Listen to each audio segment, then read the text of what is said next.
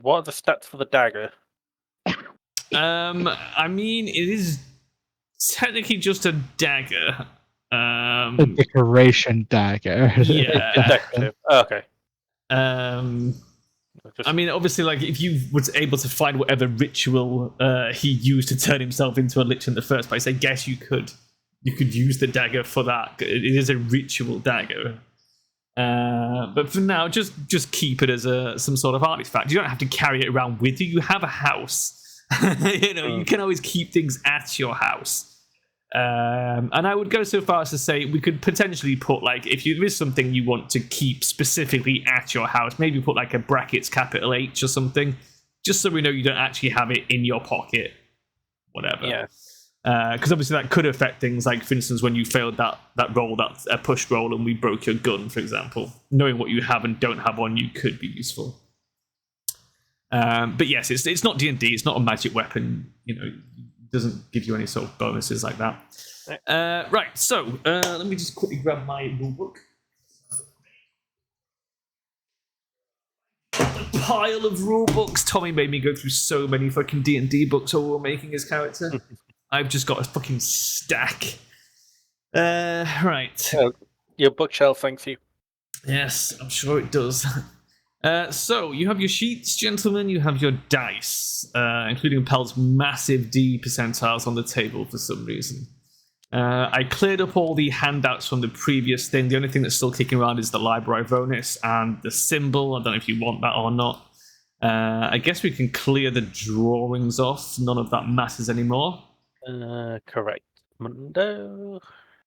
So, last session, you, Father Edwin, and the butler Miles O'Brien got yourselves involved in investigating a potentially haunted house, which turned out to be extremely haunted by a undead sorcerer by the name of Walter Corbett, who you managed to vanquish using the power of your friend and mine, Jesus Christ, in what can only be described as a crazy set of shenanigans.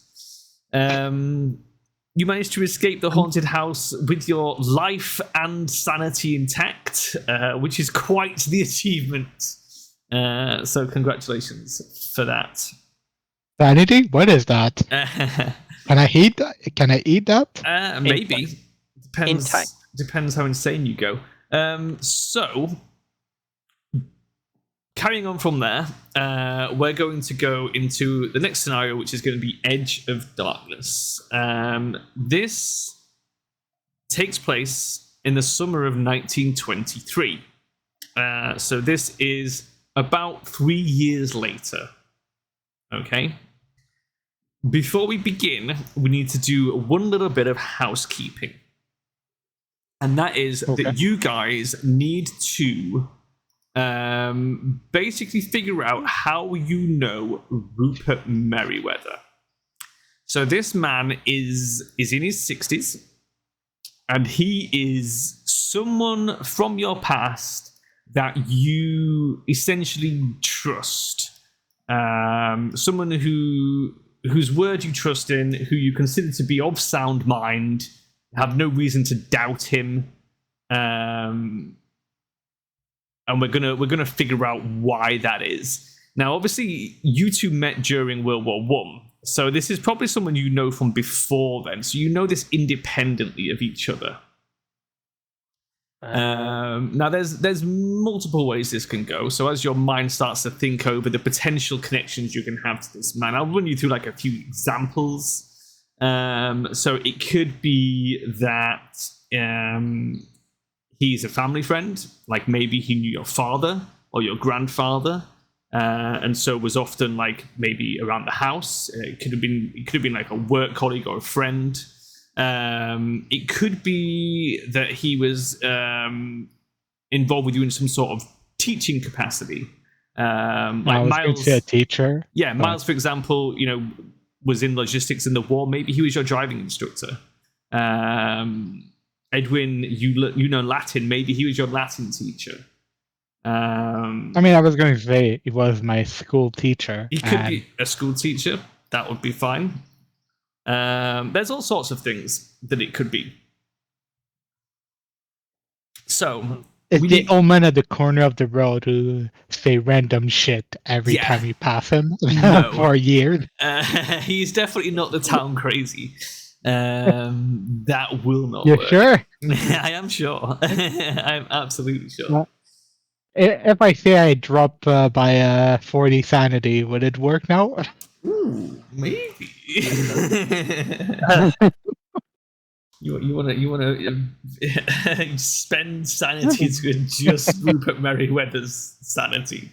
What's his profession? So we can decide that if we need to. Okay. If there's something we want to slot him into, it's variable. So, for example, maybe he's a mechanic that looked after your car a lot, or taught you some mechanical skills, or Yeah, sort of what I was leaning towards. Sort of like some sort of mentor, for sort of vehicular maintenance. I mean, it could also be like a casual acquaintance outside that. Like maybe he's just goes to the same pottery class as you. You know what I mean? It's like it doesn't necessarily have to be like super intimate. But you still know him well enough. Like you've been going to the same pottery class for years, and have struck up a friendship sort of thing, or chess club, or fucking whatever you think you might have gotten up to in your leisure time. Yeah. In 1920s. Well, in the 1910s, I guess. In your case. Yeah. Actually, you know what? Similar gentleman's club. Okay. So sort of a casual acquaintance through the gentleman's club. Sure. Maybe you play bridge or something together. Something like that, or backgammon. Okay. So that's where you know him from. So you're a member of the same gentleman's club. Does the gentleman's club have a name? The Gen Club.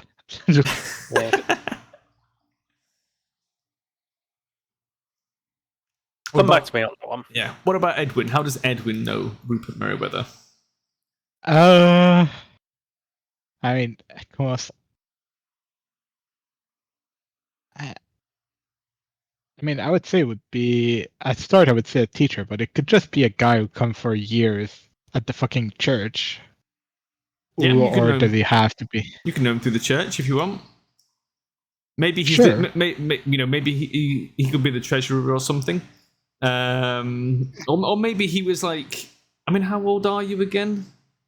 30. You're 30. So yeah, maybe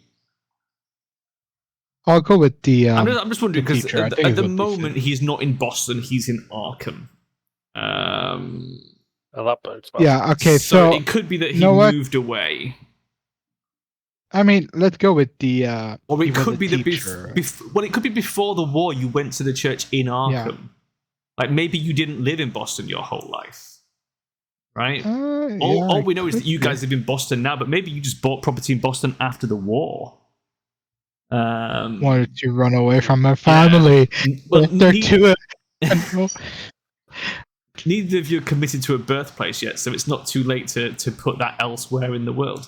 So I mean, yeah, it's possible that one of you knows him from Boston, one of you knows him from Arkham. It could be who knows.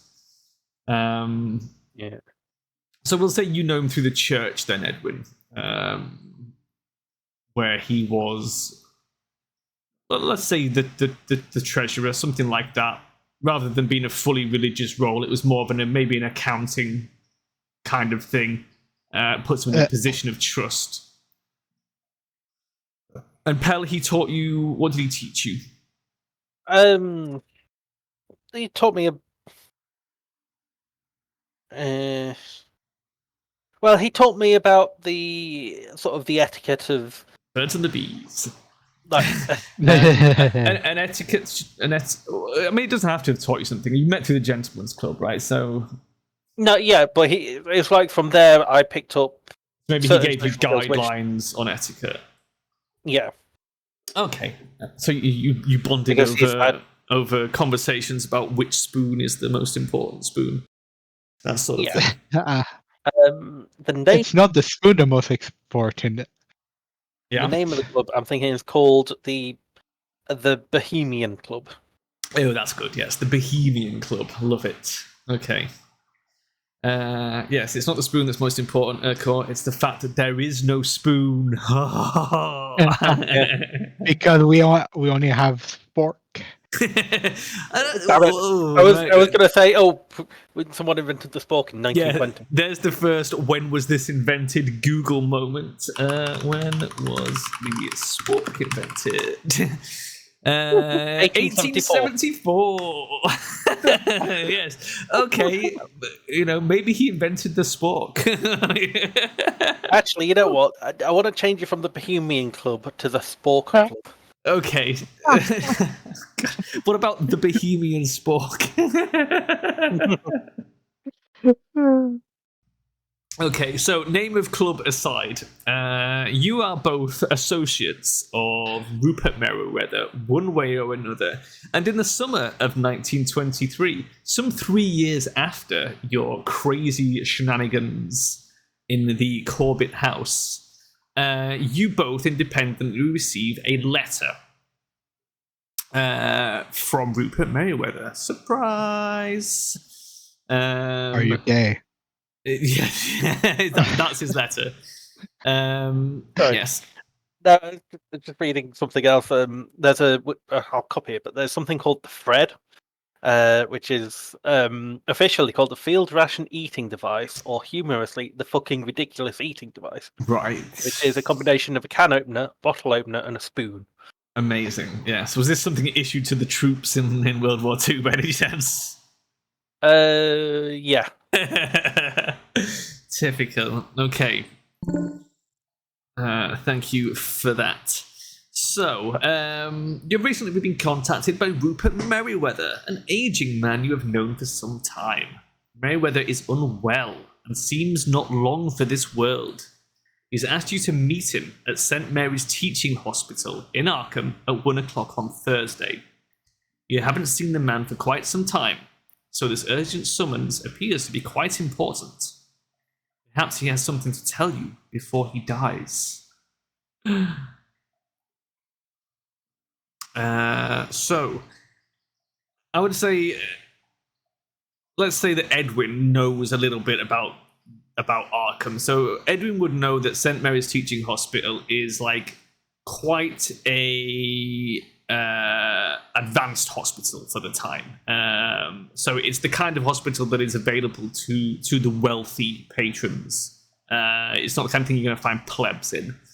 And it is located in downtown Arkham, adjacent to the historic Miskatonic University. It boasts the latest in modern equipment and techniques, and some of the best medical practitioners on the Eastern Seaboard. Our first point of business is that you two. How do you two conflate this information between you? Like, is this a case of like, one of you, like, you both get the letter independently, you meet up for like your normal like tea and crumpets or whatever, and it's like, oh, I'm afraid I won't be able to make it this Thursday. I have to go to Arkham to visit my friend. What a coincidence. I mean, I was going to say, oh, I need you to give me a lift because I don't have a car. I'm too lazy to buy one. That's fine. I need you to give me a lift. You don't have choice. You're coming with me. Yeah, say maybe I'm kidnapping you. Because obviously Urquhart's character is of a more higher social standing and obviously a more prevalent name. I'd imagine or envision that Patrick, whatever his name was, Paddy, whatever his name was, had emailed had contacted him. He had emailed him. I'd contacted him and said, "Please bring your associate." So it's like he didn't know I was his associate, only that What? had an associate helping. I mean, he's only written to people he trusts. So Rupert Merriweather would not have said, "Bring your associate." He's personally invited the pair of you Right, gotcha. as people who are very close friends. Right. Okay. You know, you haven't had time to catch up since the war. Shit's been going down. You know. Yeah. Okay, then he's written obviously to. Oh no. Okay. He's written to you both. Okay. And obviously Yeah. you You wouldn't got the letter, Yeah. and I'm coming to you, and I'm asking if you can give me a lift to Arkham, and I don't care. And I'm trying to think And of a after reason you I bring me can't. back, but I don't know if you're going to Arkham. Okay. No, that's fair then. And after you're So going it's- to say "fuck you," I'm leaving, and you leave me at the side of the road, will- 5,000 miles away. Finding out that Urkor's character has received a similar letter, sort of act surprised. Oh, you know this guy. We sort of talk a little bit, and then I will take some time off work and drive us both up. Okay. It's easy enough for you to arrange for some vacation time. You've been working pretty solidly for the last 3 years since your last vacation. So yes, the idea is to drive up to Arkham. That was going to be one of my questions: was how do you intend to get to Arkham? It's not particularly distant, but there are options, including, I imagine, trains run quite regularly between Boston and Arkham. But you can drive up. Now, the next question is this a car that Miles owns, or is it your employer's car that you are borrowing? I mean, on the wage I'm on, I would say it's. Well, don't forget, your assets are at 1.5K. Now, do you own a house, or do you live? Are you a live-in valet? Do you live in your boss's house? I know I own my own house. You own your own house. So you would not have enough money for a car. Right, I'm seeing how much a house cost in 1920s Boston. Okay. Apartment? So approximately $6,000. Yeah, he doesn't have the assets. So yeah, you either rent or live in your boss's house in that case. Are you? And let's have a quick look how much a car cost. About 500 quid for a car. So you could feasibly own a car. About. So it's up to you whether you own the car or not, I would say. I'd own the car then. If I'm not owning a house, I own the car. Okay, add to your gear and possessions one car, which is probably a Chevrolet. The Ford would be too very far common at the time. The Ford might have been around. I don't really know. The Ford is around. I've just read, but it was more for the upper class because it was. Okay, I know the Chevys were prevalent because they invented the electric starter motor, the electric ignition, replacing hand crank. Yeah, exactly. So they were super commonplace. Okay, so you have a car, and you can drive to Arkham. It's not difficult. You don't need to make a drive check to drive to Arkham. It can just be achieved. And so you do. You make your way to Arkham and get to the St. Mary's Teaching Hospital. Have you both been to Arkham before, or is this a new place for you? Arkham. I'd say I've heard of the place, but I've never been there. Okay. So for you, it's a fairly new thing. Yeah. So I feel like we have Edwin sort of like in the vehicle, perhaps giving you directions as you go. Yeah, sort of. if he's been there before. Yeah. It's like I know it's in that direction, and I know it's gonna that be far like away, but a highway I in that direction. yeah. And then once you get there, it's like, right, how do we actually get to the teaching hospital? Precisely. And Edwin will give you the directions and drive you there. So you come across St. Mary's Teaching Hospital. I don't have a picture, sadly. So you just have to imagine that. And when you get there, you make your introductions at the front desk, and are taken up by an orderly towards the private room that Rupert Merriweather has there. So this is like, one of these. It's not like a hospital in the way that you would consider like a public hospital now, where it's like got wards and shit. It's like this is the kind of place where like, a wealthy person books a room and that is their room, and then a dedicated staff will look after them. So it is like the best of treatment that this guy's getting. So you're taken up into Rupert Merriweather's room, and as you enter, you see the bedridden Rupert Merriweather engaged with two other visitors who you would recognise as his 62-year-old grieving wife, Agnes, and his sneering weasel-like son, the 33-year-old Bertrand. As Merriweather sees you and sort of like looks up and realizes that you've arrived, he sort of makes quick introductions between you and the wife and son, who you might only know in passing. Like, I don't think you would have been like as close friends with them as you were with Rupert specifically. So he raises a frail hand and he's like, "Oh, my friends, you have arrived. Yes, this is Father Edwin Brook and my good friend Miles O'Brien, my wife Agnes Merriweather, and my son Bertrand." Bertrand? Agnes is like quite teary and just gives a sort of basic hello, and Bertrand is just a raging asshole. He's like, "Oh, I've never seen you chaps before." He's like one of these sort of burly guys. He's got like his sleeves rolled up and those, those like the bands that you wear to like keep your shirt sleeves rolled up, the kind of thing that says, "I'm doing business here, guys." I know shit out of my father. Yeah, he's maybe even got a cigar on the go and everything, just to really, really rub it in. Yeah, I know of Bertrand.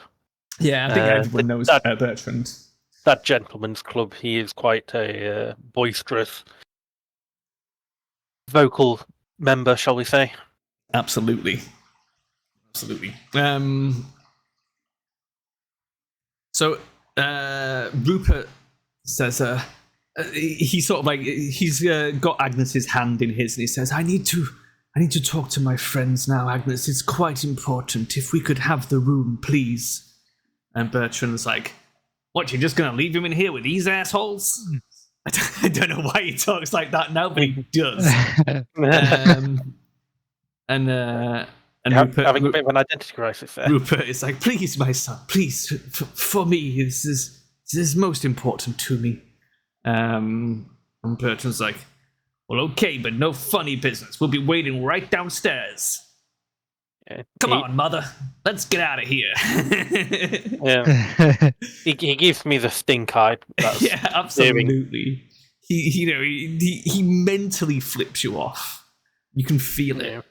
But he clutches Agnes's hand and leads her from the room, leaving you alone with Rupert. He's taking all the way possible to throw you out of the window. Yeah. From the 7th floor of the hospital. So as they leave, Rupert sort of leans over towards Miles and just says, "Just make sure the door is shut, my good man, please." Of course. I pat his arm like, it's good to see you again. Yeah. So I'll lock the door, and I guess I'll put a bit of furniture in front of the door. So that... Okay. Oh shit. Okay. Full on. I'm just going to be. Is that not too extreme? As he's doing that, he beckons to like Father Edwin, and it's like, "Just if you could just pour me a glass of water, Father. I'm parched." And there's like a jug of look water around. on the dresser I was at the going to say side. the only thing I found is alcohol in the jockey. I mean, Well, you know. did you guys bring any alcohol? Nope. That's up to you. No, I'll have brought a cigarette or cigars, but I still have the bottle of wine. It was half drunk from 3 years ago. Yeah, you're gonna say 3-year-old wine, delicious. That's not gone sour or nothing. Yeah, it's awful. It was so bad that we throw up. I'll just give him a bottle. I'll give him the whole. I'll give him a glass of water. You've invented bottled water. Check this out, Father. So you pour him a glass of you pour him a glass of water, and he takes a drink. And when he's quenched his thirst, he sort of like gingerly pops it back down on the dresser. It says, if I could have your ears, gentlemen, I know it's been some time, but I fear my illness has progressed rather rapidly, and my final days are upon me. And there is something that I have to get off my chest. Something important that I must tell you. Unfinished business, as it were. I'm just going to look at fucking Miles. Miles and say, is he talking about the other side? I don't know. I'm scared. Last time we hear about those things, it was extreme. I mean, I hear it about every day, but Mm. He the says, way you do it. Rupert says, you're right to be scared, Father. I'm afraid the news I have is... Most grim. Most dire. It is grim, yes. Grim is a good word to describe it. You see, Does it even exist? in my youth, gentlemen, I and some fellow students became involved in what we believed to be a fairly innocent exploration of the occult, but led by a slightly older man named Marion Allen. 6 of us together purchased an old farmhouse a few miles west of Arkham, near the village of Ross's Corners. There we could conduct seances and other psychic research in privacy. We were, of course, just fooling around, really. I don't think many of us took it that seriously, but it seems our work had some unforeseen results. Our last experiment summoned an evil force into this world. Instead of attempting to expel the thing, we were afraid and abandoned the old house, confident that the magic that had brought the evil to this world would also keep it confined in the vacant house, or perhaps send it back after a short time. However, I have since discovered that the spell that binds the entity to the house lasts only as long as the casters live. I'm the last of the group, and I fear that upon my death, the thing will go free and wreak havoc on the folks hereabouts. I'm too old now, too ill, too much of a coward to go back to that house, to try and banish the entity myself. I'm guilty of many things, but my deepest sin was unleashing that horror that fateful night. I'm convinced that the entity will escape its confinement upon my death, which could be any day now. Take the box, he says, gesturing weakly towards an innocent-seeming metal box on the nightstand beside the bed. All the aid that I can offer you lies within. You must find the courage to send that thing back to where it came from. You must see that this is done. Father, please. Please do this for me. Miles, please. Miles will go for the box and sort of keep it unopened for the moment, and just sort of pat again Patrick's arm. Of course, make sure you're alive long enough for us to deal with it. So you pick up the box, which is here, just in case you want a visual representation of what the box looks like. And you use Yeah, trust, exactly how I imagined it. Some sort of beat up. and you lose 3 sanity for Well, holding the box. It's Which funny you should say that because you take the box and you pat his hand to comfort him, with your good bedside manner as you would, and as you sort of like come close to Merryweather, he goes to say something and then just like starts to cough and choke and basically just spews up a huge gob of like blood that just spatters right in your face. I need a sanity roll from you, Miles. This is where if I roll... And Edwin, indeed. You both need to roll sanities. This is your percentiles, and you're aiming to roll underneath your current sanity. 10, so I roll under. You roll under, you pass, you lose no sanity. Is it not 22. 1? You also pass and lose no sanity. It's not always a minimum of 1. Sometimes it's 0. Okay. It can. that was a lot. It depends. That's only a minor thing. It's it's unpleasant, not necessarily horrifying. So he like coughs up this goblet of blood, which spatters across Miles's face, and then he just sort of like spasms a bit, and then just collapses back on the bed, unconscious. I'm going to try to run for a nurse or a doctor. Yeah, you can Miles. do that. Miles has barricaded the door, so it takes you a moment. Yeah. I mean, it's a chair. It's not like it's... Yeah, it's fine. I'm not going to make you roll a strength check or anything. I'll say you can sort of like hurriedly sort of lever the chair out of the way, push it aside, open the door, and holler for the nurse, who will come running. Meanwhile, you've acquired a box. Okay, so with blood everywhere. Yeah. So the doctor's like the nurse comes running, and like a moment later, like a doctor comes as well, and they start bustling around, and the doctor's like checks his pulse, checks he's still breathing. He's like, he says he's breathing, but he's gone into a coma. He looks around at the pair of you, and he's like, we need to get some more nurses and equipment in here. You need to clear the room now. That's visitation time is over, I'm afraid. Of course, sir. Yes. Miles will mutate.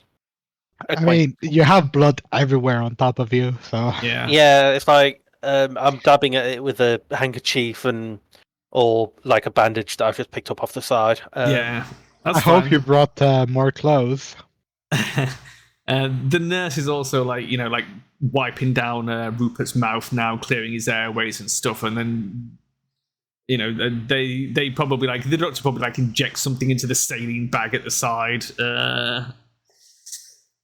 and they start doing their thing, and you are sort of ushered out of the room by another nurse.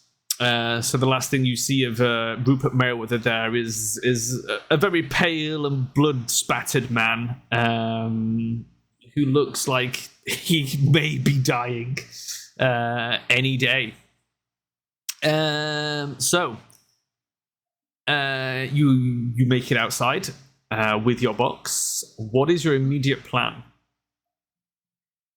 To find somewhere to sleep. Depending what time. I don't think it would be nighttime at this point. I imagine like he would have arranged this so you would have arrived like afternoonish time. So you could have left. You could have left Boston in the morning, driven to Arkham by lunchtime, and now it's a little after lunch. We'll call it 1 o'clock for the sake of easy shenanigans. Okay, so my second question is, let's go to a coffee shop and see what we find inside this mysterious box opening inside a coffee with all the innocent people around. That's fine. You can do that. This is your rodeo. So who has the box? I do. Oh. Okay. So you head downstairs. And Bertrand. yes, you basically. I think we're going to go see the wife and son. Yeah, you head downstairs to find Agnes and Bertrand sort of seated, looking worried because they've just seen a flurry of activity. And as they look up and they see you covered in blood, or at least partial evidence of the Remnants blood of blood, on yeah. you. Bertrand, is quick to sort of leap to his feet and like, what's going on? What's happening in there? Is my father okay? What did you do?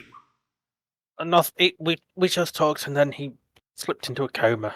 I'm sorry. He grabs you by the scruff of the neck. It's like, what do you mean he went into a coma? He was sitting up and talking just moments ago, buddy.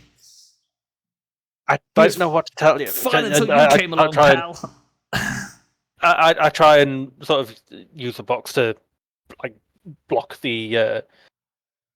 Try and knock him away, basically. Not like round the back of the head knockout, but no, like pushing off the arm, like get away from so me. you're attempting to extrapolate yourself from this situation. I am gonna say this is gonna be some sort of check. We'll probably call it brawl. It's not really a brawl, but like it's a physical. You're trying to use physical force to some degree to remove this guy. Yeah. That's a fail. That is a fail. Oh my god! You rolled a 99. That's a fumble. No, it's a 96. No, that is still a fail on a 50 or lower skill. You fail on 96 to 100. You fumble, sorry, on 96 to 100. So there's going to be consequences here. He is going to hit you with his fist. Can I push the roll, or you can? I mean, if you do that, it's half. You can push the roll. Consequently, higher. It's up to you. You can push the rolls, in which case you re-roll. But if you fail, there will be consequences. No, wait. Sharon, I have a question. Can you use a point of luck to not fumble? Good question.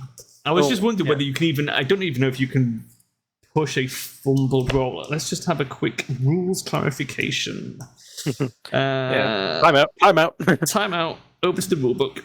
For the funnest part of any RPG, looking up the rules. Fumble. If you fucked up or not. 89 of the rulebook.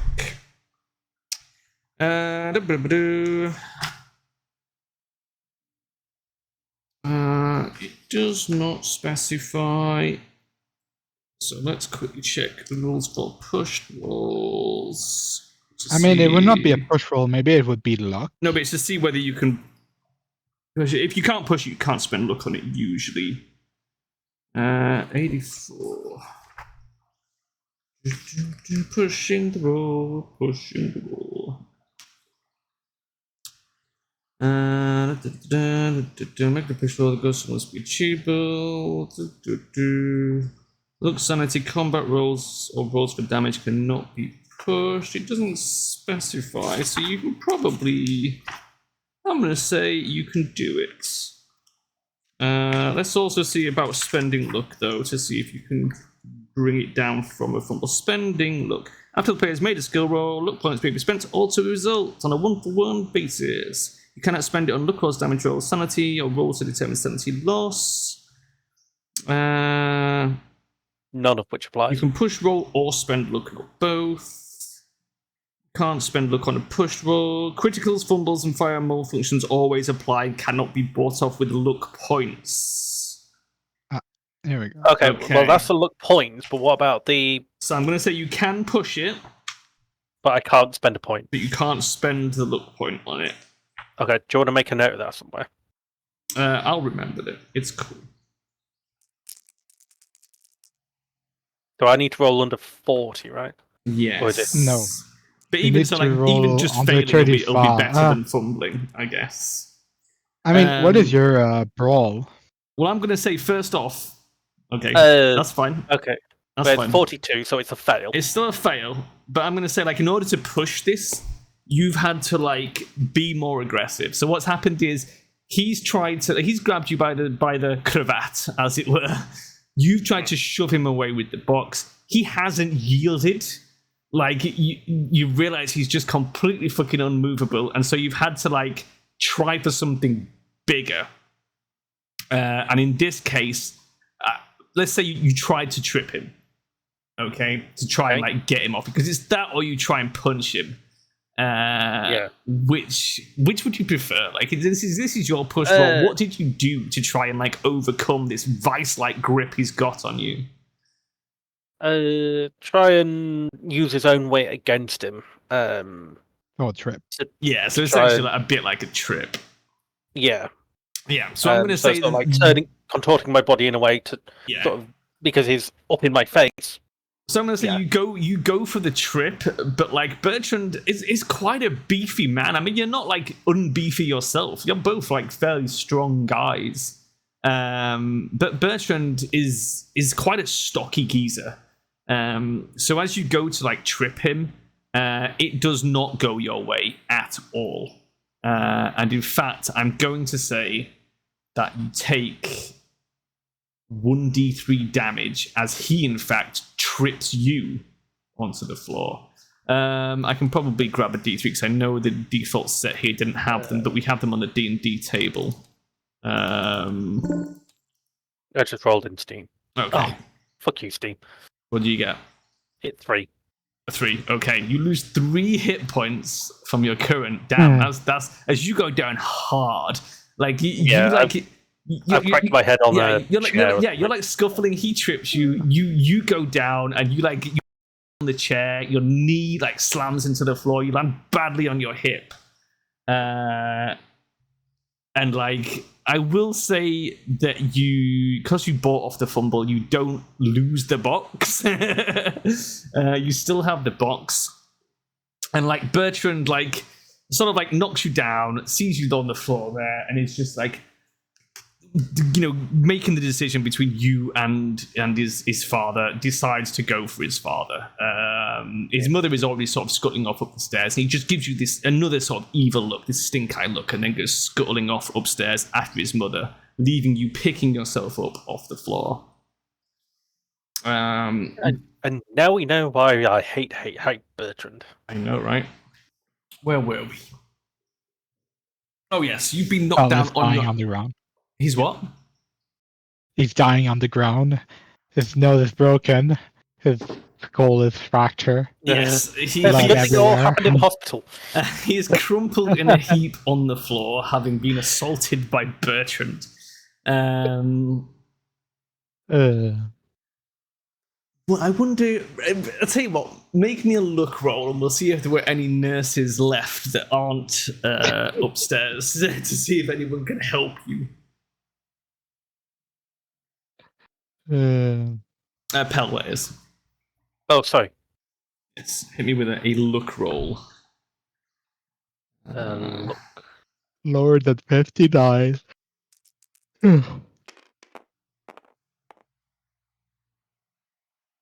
Yep. Nice. Right. So there is still one nurse there who witnesses this, and she is basically sort of like comes scurrying over and like helps you to your feet, and she's like, "Are you okay? That horrible man. That poor man. that poor asshole." I sort of dusting myself down. Grief does weird things to people. Amazing. On the plus side, she rolled really well on her first aid. You get 1 hit point back, Pell, as she administers to your wounds. She like grabs a cotton swab, and like you've got a slight cut on your head where you sort of went down. And she like. She goes, I'm afraid this is going to sting a little bit, sir. And she like gets some like medicinal alcohol on there, and then like dabs the cut, and it's like fucking stings like an absolute bitch.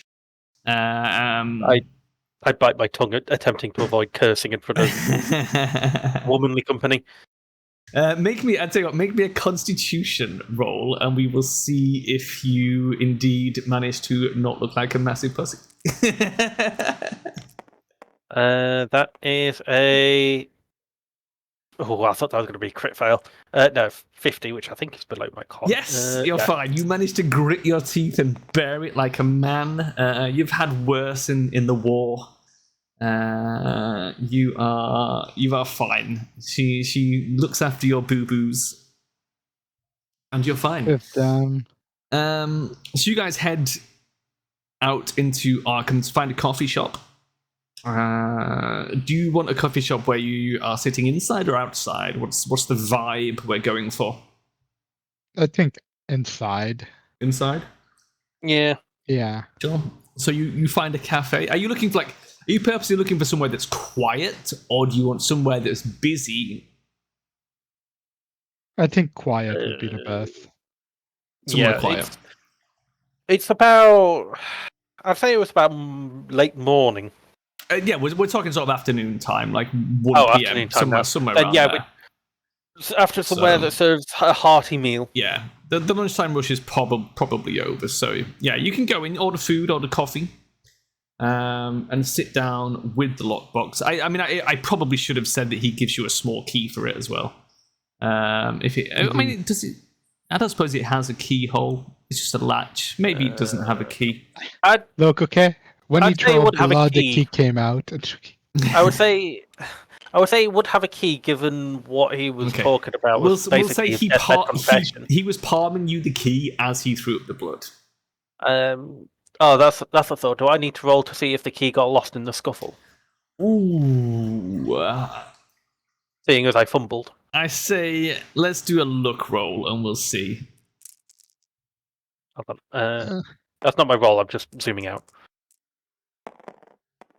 So I could. Crap. We lost it.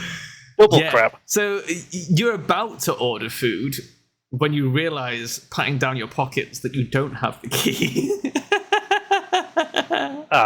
So you quickly drive back to the hospital, into the foyer. There's no sign of Bertrand, luckily.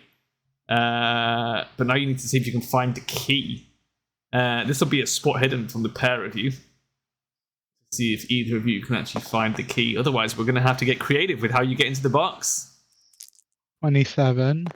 27, I think that's good enough, isn't it?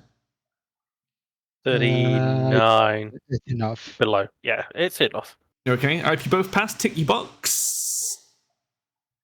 Because that is a successful roll with no pushing. And yes, you sure enough, in the aftermath of the scuffle, you find the key under the chair near the corner of the wall near the skirting board. You quickly scoop it up and make your way back to the coffee shop, where this time you do indeed purchase some lunch and a coffee. What's for lunch, gentlemen? What is your meal of choice while you? I just want to see what tone we're setting while we're having this culture. I'd say it was some sort of pie with vegetables. So something like maybe meat pie. Okay. So yeah, full on pie and veg. Yeah. Well. Wow. Sure. You've got a busy day ahead of you. This is a lunch for men that are about to get up to some shenanigans. I mean, I've already had a beat down. I need to calm my nerves. It's pity you can't get your hands on any alcohol. Sure. So you get some pie and some veg and a beverage of your choice, and then once the food is there and the waitress has returned to her duties, your attention turns to the mysterious box given to you by Rupert Merriweather. So at this point, I assume one of you is going to open the box. Do I assume correctly? I was going to say, we're going to lose sanity if we open this box. Yeah. I will open the box. Okay. Yeah. You take the little key, put it in, wiggle it about a bit. Turns out it's the wrong key. The box opens. Inside the box is a recently handwritten letter, a yellowed envelope, and a small sarcophagus-shaped golden box of ancient design, and a slim journal bound in leather. Human leather? Sure. No, it's just normal cow leather. Which do you examine first? Let's open the letter. Okay, letter first. So, the letter is from Rupert Merriweather to you guys. Let me just have a quick look here if I have the handout. No, I don't. Okay. I don't have a handout for this, so I will read you the letter. Okay. The letter reads as follows. Dear friends, in the years after the nightmarish events of that night in my youth, I have seen many strange things. Only now do I begin to grasp the truth of reality and the scope of what is happening in the world. I tried in my small way to combat the horrors and make amends for my part in bringing one to our plane of existence. What I have left to offer, what riches and wealth I have, I will put to good use in dealing with these abominations. It is the very least this old coward can do. I could never make myself go back to that little farmhouse and put those events to rights. I too gravely feared that which my friends and I loosed upon this countryside. Nothing of consequence has yet taken place, but with my death I fear the bonds will be broken, and that horror freed to come and go as it pleases. Lives not yet taken already weigh heavy on my conscience. The method of delivering the thing out of this world is still in that accursed house. The translations made by Marion from the book De Vermis Mysteries. I was never strong enough to take on the task, but I have hope that you are. In ridding the world of this, perhaps you will save my soul from hell, for I fear that my deeds have not been enough to release me from this heavy burden. I do not expect your forgiveness for what I ask of you. Rupert Merriweather.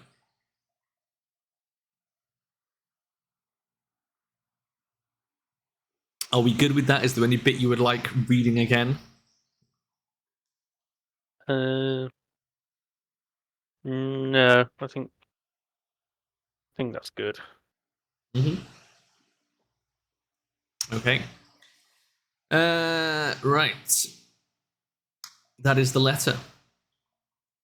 Okay, so that's the letter. There was the sarcophagus-like artifact.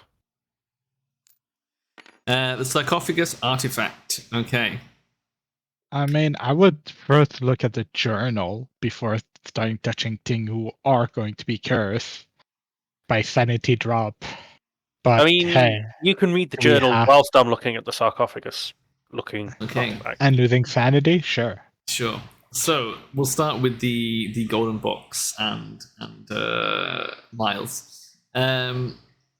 It's a golden sarcophagus-shaped box. The lid comes off the ornate box easily. However, there's nothing inside. The box itself has hieroglyphs decorating the outside of it, as well as on the inside of the lid. You can, if you have it, roll me history or archaeology if you wish to investigate the hieroglyphs on the outside. Do you have either of those, Pel? Archaeology or history? No. Okay. I've got an 8 against archaeology though as my half score. Which I don't think should be the case. Oh, it's meant to be. Oh, that's just me missing the box. Yeah. I have 50 history. I mean, you're looking at the journal. You'll have to wait your turn. Right, yeah. Yeah. But he's not able to do it. If you want, you can try to roll. But the hieroglyphs on the inside, you can roll occult for Pel if you have any occult. I have occult. He I've has got- 8%. You never. Hold on. Roll it. Oh, okay, that's just that side. Yeah. Oh well, you never know.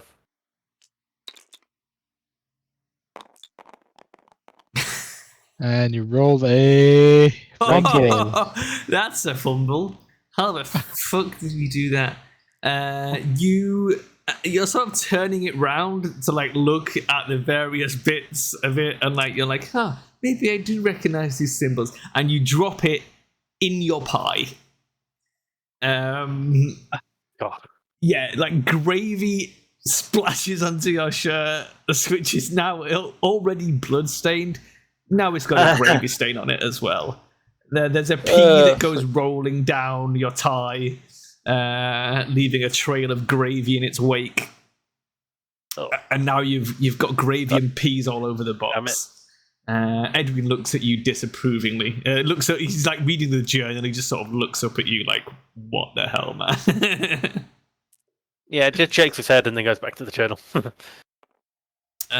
So the journal, bound in plain leather and held together by cords, the journal is obviously handmade.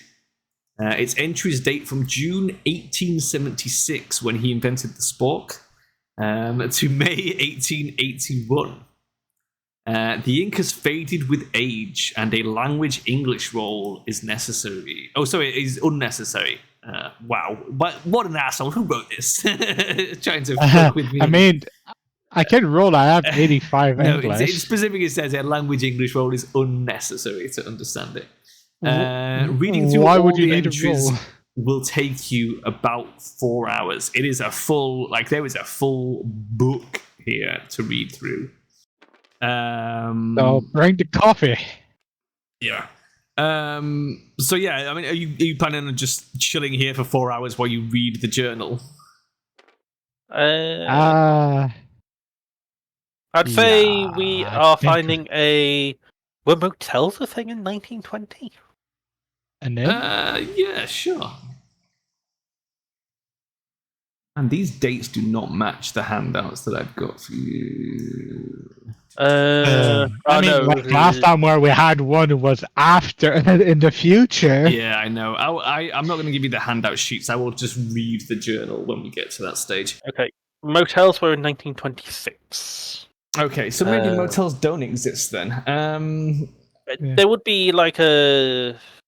I mean, you can go sit in the park or something, or go to the library, or you got options. You got places you can go. I mean, the question with the library: what time does it close? Go to the church. Yeah, sure. As long as you're quiet. I mean, I think the church, the father would just arrest us. You're looking at heresy. I mean, yeah, I wouldn't go around talking about it very loudly in the church, but you could probably, you could go there. It's room. Okay, so yeah, so you start perusing the journal, Edwin, but then you realize it's gonna take time. You're like, okay, this is. You flick through the pages, you're like, okay, this is gonna take considerable time to read. Do you do anything else? What's the plan here? I mean, we'll go to we'll start going. I mean, motel don't exist. Hotel today exist? No. No, hotels would, but motels would not. Could try to find a hotel. I mean, yeah, I would say why would you be finding a hotel? Because we're going to need to sleep. Why? It's still like afternoon. Yeah, but okay, no. Okay, Well, you said 4 hours, so I'm thinking if it's about 1, 2. Yeah, that's going to take you to 6. 5 p.m. Yeah, and the. Okay, no, let's he go said to it was the a few library. miles outside of Arkham, wasn't it? Yeah. Oh right, I thought it was a few hours outside of No. Arkham. I would say let's go to the library. Let's read it. Okay, yeah, let's find a library. Okay, let's find the library. Sure. Let's say you can just find the library. I don't think we really need to roll for you to find the library. I don't think there's the equivalent of a knowledge local anyway. I mean, we can just ask the fucking waitress. You can just ask the coffee. fucking waitress. Yes. A library, sir? Yes, I can tell you where there's a library. She'll, Give me your money. No, please don't rob me. In the name of the church, give me your money.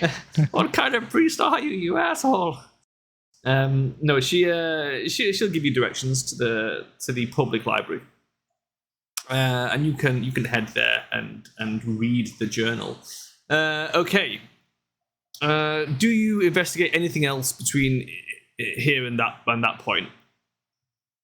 I mean, it would be up to Pell because I'm going to be stuck reading. Yeah. Yeah, I'm just trying to think what else. Well, I'm like, because there do was you a letter. do you look at the box ergs? There was also an envelope. Yeah, I'll have a look at the envelope. That was it. Okay. In the envelope, there are two things. There is a key, like a big brass, like house key, and a deed. The deed appears to be to a farm property on a Boone Road near Ross's Corners, a village west of Arkham. Okay. Is it in the name of Rupert? I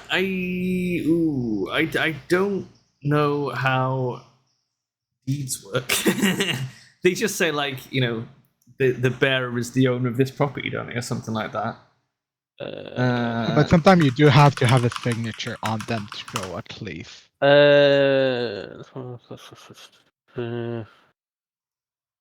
Can I quickly get a sample of a deed on the internet? 1920. Because it's just like a certificate, right? Yeah. Just cause. Yeah, it'll be just really from the office of. Oh, yeah, it so would have the person's name. Yeah, it looks like it has the person's name. So it's like a certificate, that has, like, it is hereby certified, blah blah blah blah, Yeah, on this date yeah, that so and so has made payments in full for this property at this place. Yeah. Blah blah blah, signed by the commissioner of this, that, and the other. Please give us more money from taxes. The legalese, as it were. Yeah. So yes, it's a certificate that basically proves that Rupert Merriweather owns this farmhouse.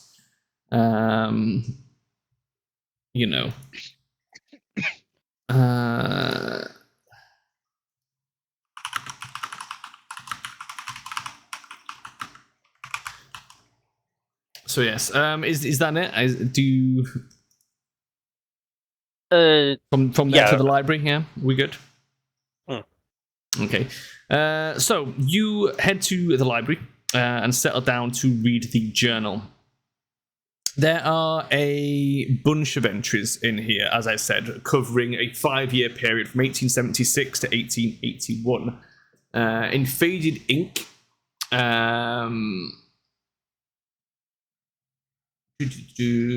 newspaper. Oh, there's also a newspaper clipping from 1882 at the very end of the journal, like held in with a paperclip, if paperclips were invented. So it reads. Well, you don't need to read the whole book. The point is, we will pluck out the key entries here that are of interest to you. So February 27th, 1877.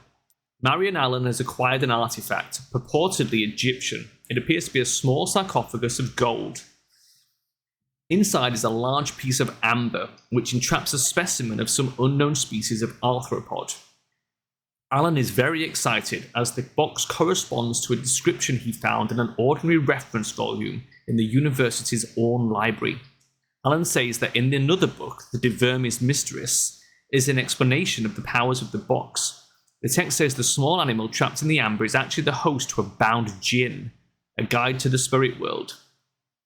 Allen says the tome mentions that originally there were 4 such pieces of amber contained in the box. There is no mention of what happened to the other 3. We are agreed, and a date has been set to conduct a ceremony intended to summon the djinn, which Allen assures us will be friendly.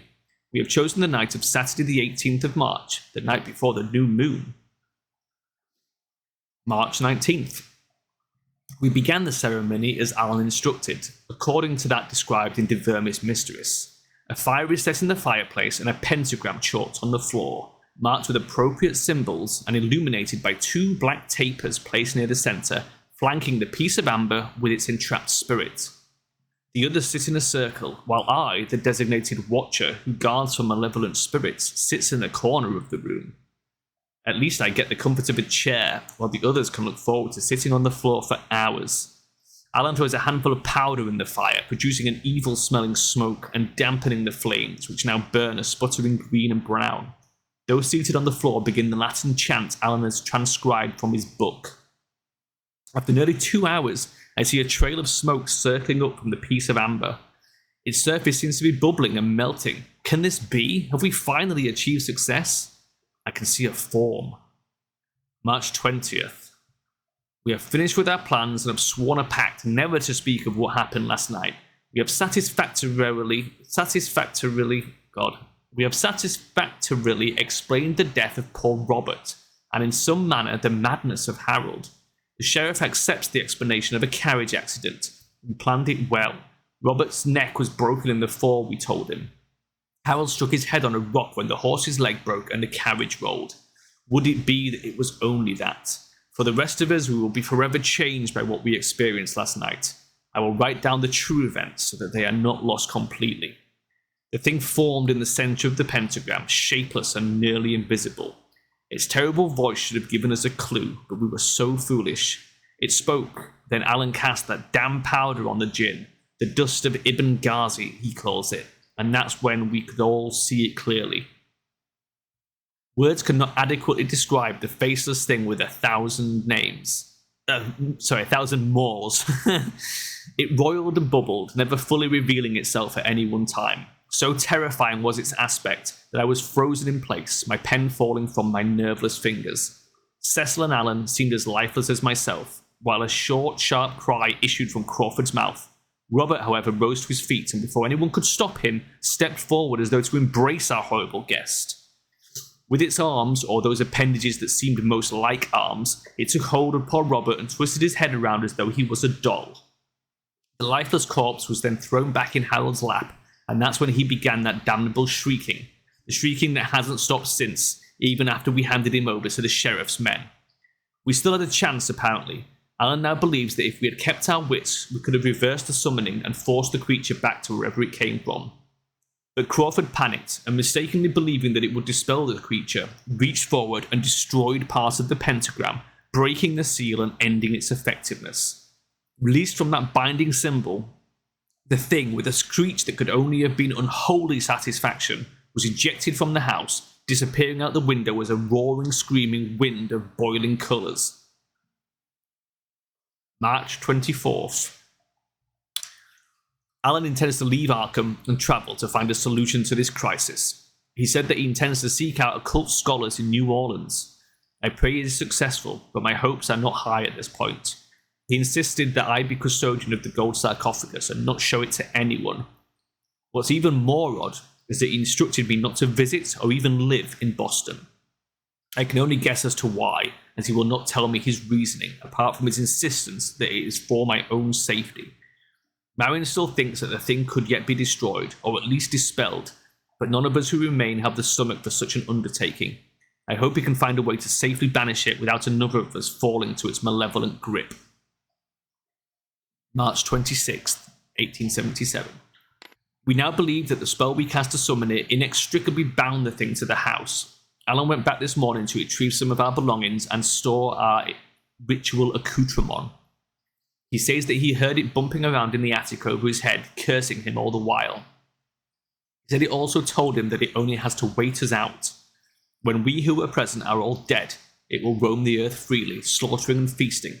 Thankfully, the warding signs carved by Alan during better times, times that seem so long ago now, apparently are effective, and bar the thing entry except into the attic of the farmhouse.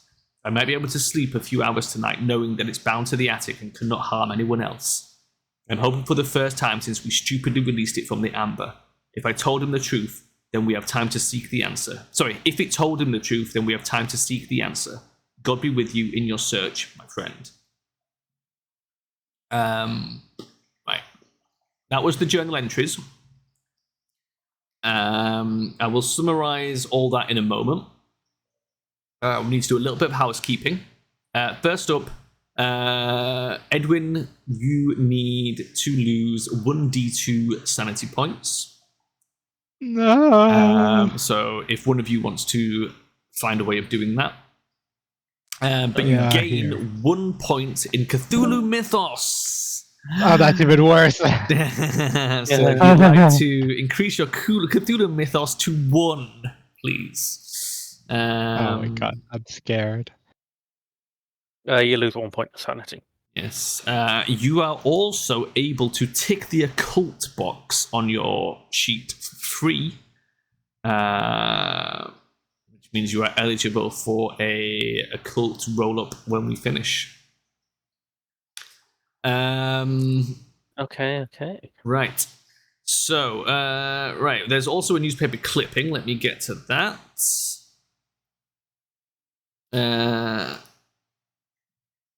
The last entry is a list of names, mostly those who belonged to the Dark Brotherhood. Followed by a date, presumably the date of each of their deaths. Dates have been written in various inks, but all by the same hand, suggesting that Merryweather made an account of the deaths of his companions over the years. That is this handout here. And it also has... right. Ignore that last entry there, but these are the names here, along with the dates. We will roll back Cecil Jones's date, because I think this was probably designed for 6th edition, so the date's slightly wrong. So we'll say he died in 1921. And then you have this newspaper clipping, which says, a murder at the docks, New Orleans. The body of Mr. Marion Allen, lately of Markham, Massachusetts, was discovered early this morning in the dock area. A victim of foul play, the man was identified by local witnesses who said that Mr. Allen had been seen in the locale the evening before. Although robbery was the apparent motive, police report that the victim's tongue had been cut out. Marion Allen had reportedly gone to police earlier this week claiming that he was being followed and that he feared for his life. He said his shadowy pursuers were after an Egyptian artifact which he no longer possessed. Okay, well, the jinn's obviously hunting down, or the spirit hunting down.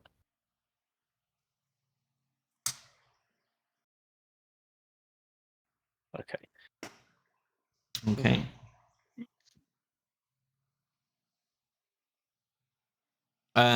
So, the only thing you haven't done, if you really want to, is that Edwin could look at the sarcophagus box. Yeah, I could try. Roll your history or archaeology for one side and occult for the other. You could also roll an art craft to see how ornate it is. Like, was it like beautifully done, or was it sort of chipped with a hammer? You can make a cleaning check to wipe the gravy and peas off it. I mean, a dex check. 9 for my history check. Okay, tick that box. So, yes, the hieroglyphs on the outside are Egyptian, Middle Kingdom, you believe, from what little you remember of your brief stint in Egyptian studies. Although the ones on the inside, you're pretty sure, are not Egyptian at all. You can roll occult for the ones on the inside. Demonic. I mean, I roll lower than 1/5. So. What, on occult? On history? Oh, okay. No, on history. And I rolled an 82 on the occult, so nope. Okay, nothing on occult. Yeah, I mean, they're Egyptian. Don't really know what they say. Even like with an extreme success here, there's not a lot you can gather from them. You've done the journal. So let's just quickly summarize what you discovered from the journal. So amongst those entries, basically by piecing together all the articles in the journal, you find out that basically a group of friends who were all students at the Miskatonic University in Arkham playfully called themselves the Dark Brotherhood. They held their first meeting in late spring of 1876. Rupert Merryweather was the group's recording secretary. The members numbered 6, including Marion Allen, the founder and their nominal leader. In June of 1876, Merryweather purchased a deserted farmhouse outside of Ross's Corners. This was to be a place where they could conduct their experiments in privacy. Representing themselves as a student literary fraternity, they cleaned and furnished the place while Marion Allen carved special warding signs over the wooden doors and windows. At the time, the others were amused at such precautions. A series of experiments, innocent and apparently ineffective attempts to contact the spirit world, are then detailed.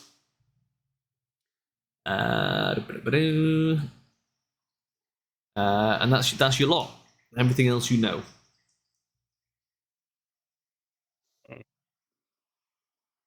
So over to you, gentlemen. Okay. What have you So got? we're doomed. You wrinkly man. So, you know what? That's what we're going to do. We're going to refresh our protection and leave. Okay. And don't care about all the rest. Because we're going to die. Yeah, this might be out of our league.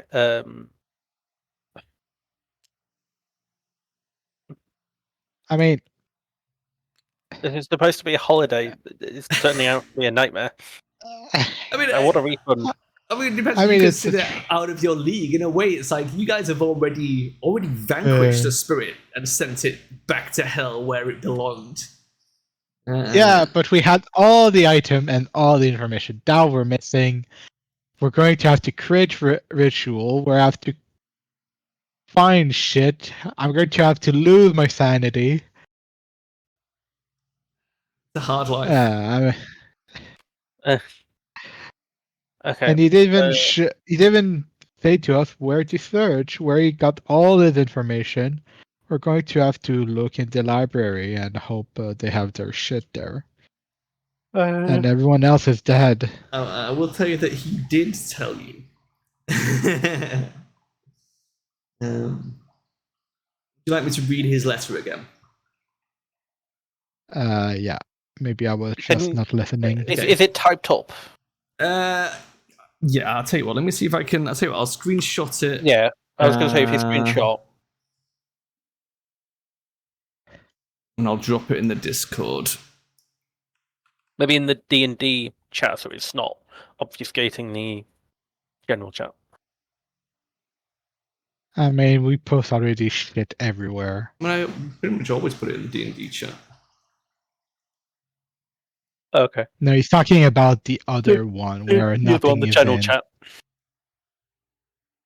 He's talking about the text channel. D&D.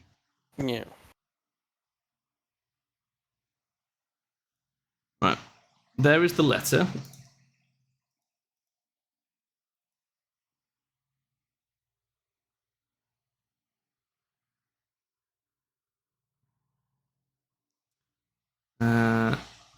I am going to grab another drink because I did a lot of talking there and I'm parched. I'll be right back. Nice.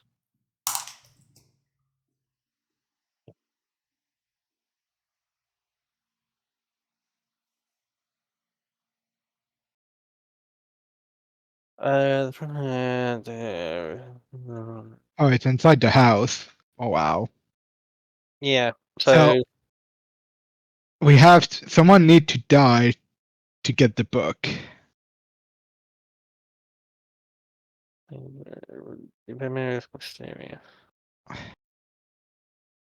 yeah, the first thing is to go to the house. Yeah, and try to find the book. But the problem is the book is mostly going to be in the attic.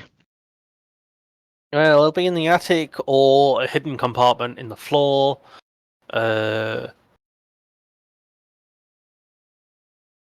Possibly. Oh, it's going to be in the attic with the monster. Hmm. Yeah, we're in for a fun time. Yep. Any questions? Anything specifically that you want to do? The updated date, by the way. Sorry, Cecil Jones, March 1919 is the actual thing. He basically knocked 5 years off of all these. It looks like it was just changed to be 5 years ahead for whatever reason. Probably. I think it's just the sequence they intended these to be running, because in 7th edition, rather than going from the Haunting to Edge of Darkness, you go from Paper Chase to Edge of Darkness. So I think adjustments were made. But it's a moot point. The point is these people have all perished. Expired. Yes. They're all dead. And note that, like, Robert Mencken and Howard Copley in the journal they died in the ritual, right? They didn't survive the ritual. Yeah. Marion Allen is listed at the same year, so he died the same year at the docks in Arkham. Then, many years later, Crawford Harris and Cecil Jones died 9 years apart, and now Rupert Merriweather is the last. Yeah. That's the key information there. So, sorry. Let's go to the house and die. Yeah, the first thing's to go to the house, I think. okay. We are in a library, aren't we? Yes. Are there any Uh, death records? Like, oh, that Sure. Yeah, I'd say make me a library use. We'll see. We'll see how you can.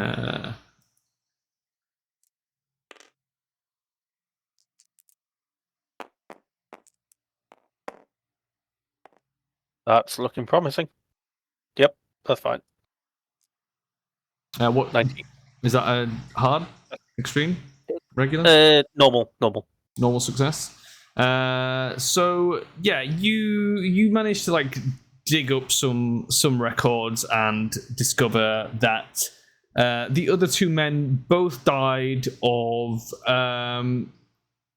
like natural causes. It's not like they were murdered or anything. They appear to have succumbed to illness before dying. In both cases, the illness isn't specified. It's mentioned as just a sort of unknown malady that ultimately, led to organ failure. Radiation poisoning. Sure. was. What's radiation? Yeah. Do we have nuclear launch detect? And Turns out it was just the paint in their houses that they died from.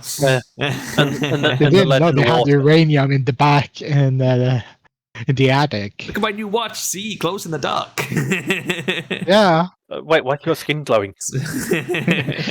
Why'd you have a third eye? Oh man. So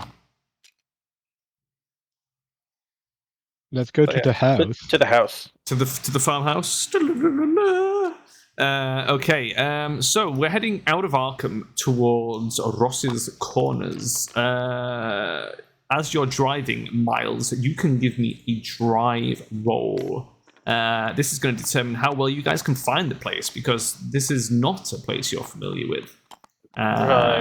So auto drive. Drive auto. Yeah, it should be under. Yeah, it's drive auto. Drive auto. A fail. Okay, you've got the option of pushing or spending if you think it's worthwhile. Pushing. We want to be even more lost. Go for it, but well, hold up. Before you roll a pushing, what are you doing to push this? Is this a case of driving a breakneck pace? Fuck me. Or is the? Are you trying to read a map while you drive? Like, what is the potential danger? Stopping to ask for directions. Yeah, but the thing is, what are the consequences if you fail that? There has to be some sort of consequence. So there has to be some element of risk to what you're doing to qualify as a push roll. Well, we get sent to the wrong place, wasting fuel. Okay, yeah, that's fair. We'll do that. Good shout. That's 87. Yeah. So indeed, that is precisely what happens. You stop and ask a local for directions. His accent is a bit difficult to understand. you take you take a wrong turn, and some distance out from Ross's corners, your vehicle does indeed run out of fuel. It comes to a puttering stop at the side of the road, leaving you stranded. God damn. What do? I said we should have turned left before. Why don't you listen to me? No, he said after. I'm sure of it. He said turn left after that turn. No, he said turn left before that turn. No, after. I mean, no one understood half of what he was saying anyway, so. He's just a crazy old man. I like to think he gave you directions like fucking Boomhauer from King of the Hill. So I mean, he was there with fucking dynamite. Are there any signs? Did we pass any civilization before we got stuck? Like, did we drive through a little hillbilly town? I think what that sounds like is a luck roll, because what you're heading to is a hillbilly town. So let's see if you passed any signs of life out here in the sticks. Look, 24. 24. There was a farmhouse that you passed just a short walk away. How fortunate for you. I don't know why, but I hear in your voice this is the one we were looking for. Yeah. Oh, you think it's going to be that lucky, do you? No. If you'd have rolled a No. 1, maybe you'd be like, "Oh, this is the well, what a surprise!" I mean, Chad, in a way, we're not lucky. We're going towards our death. So. That's not guaranteed. You don't know that. I've already taken 2 points of damage. I'm going to die. That was funny. That was well funny. So yes, you are you both going to the farmhouse? Yeah. Okay. Yeah. So you head to the farmhouse and rap upon the door, and are met by a burly, sweaty-looking farmer who the heady smell of ale and meat pie sort of wafts out, who is clearly enjoying his evening meal when you knock. Alcohol? Yes. Let me. The distinct smell of ale. He doesn't even. I mean, I don't think it would even register on him to necessarily look ashamed. Even with the priest there, it's like, who gives a shit? He's a farmer. He don't care. He's like, "Evening, gentlemen. What can I be doing for you?" Evening, good sir. I am sorry to disturb you this fine evening. My car has run out of fuel, unfortunately, just a bit down the ways there, and I was hoping to possibly, if you'd be willing to sell some, if you have any, in a container. Okay, this sounds like an attempt to persuade. I mean, mostly bribe. I mean, it's not necessarily a bribe to offer to pay someone a fair price for something that they're giving you. That's it's called business, fella. It's the American dream. Yeah, but bribing is how the world works. Nice. Just under, I think. Just under. Tick that box. Yeah, you have 30. 30, yeah. That's all you need is to be just under. His face softens at the sight of you clearly in need. Covered in blood, covered in blood dirt, and gravy. And, probably mud now as well. Yep. You look a sorry sight. And sweat. And he... like last time, I'm still pristine while he's fucking destroyed. Yeah, and also you've got a priest with you. So he's like, okay, sure. Oh, don't you worry about that, sir. I'm sure I can rustle some up from the chatter. And he will basically he will do just that. He will siphon off some fuel into a jerry can for you. Jerry cans probably existed by then, I think. Yeah. Ah, man. I love that this game is just an endless sort of Google of, did this exist in 1920? Yeah, we'll say the jerry can existed for the sake of expedience. And he furnishes you with a jerry can full of good old American gasoline. Go juice. Yes, and you can trek your merry way back to the vehicle and refuel it.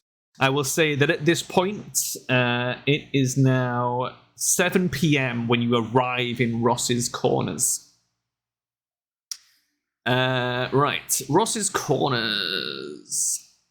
Ross's Corners is a hamlet located a few miles west of Arkham. You could have taken the bus, but you chose to drive. Ross's Corners consists of a few tired buildings and homes. The prosperity of the local farms has long been in decline.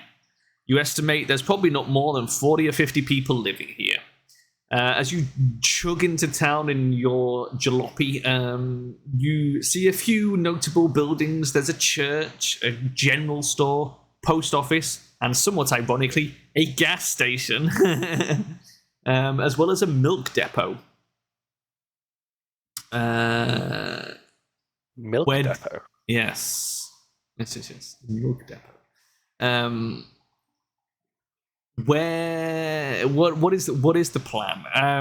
Because you know that this farmhouse is outside of Ross's Corners somewhere.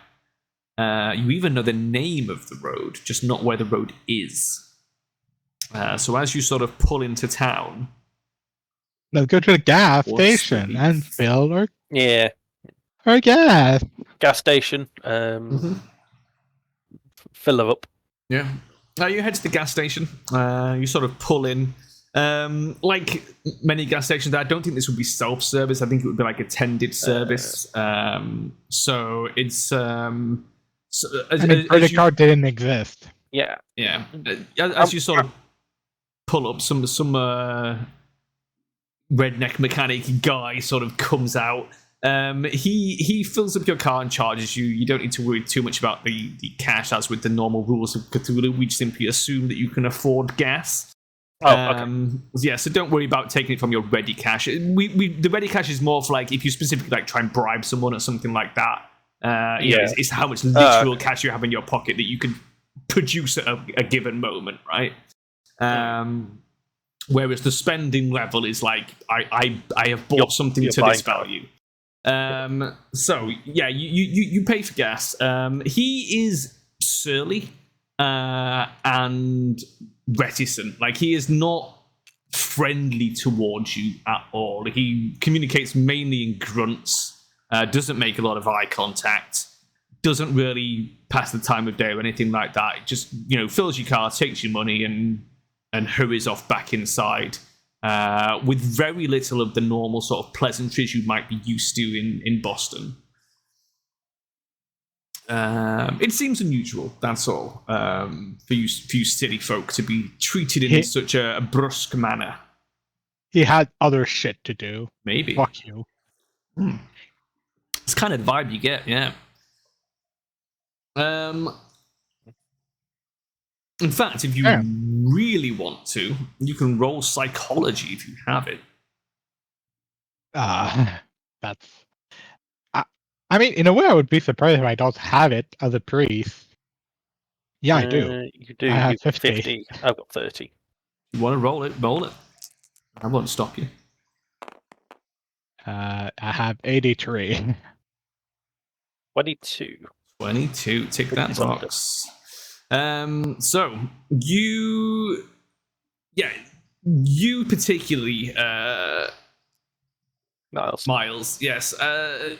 You've maybe been to some small towns before in the past anyway, and this is unusual even by small town standards. It's all right, the people who live here are always a bit wary of city folk, and there's always a bit of an element of a cold shoulder. But this more so than usual. He really didn't want to engage with you at all. Yeah, to the point of it being a bit weird. Yeah, he was very guarded. So yes, you would say noticeably weird.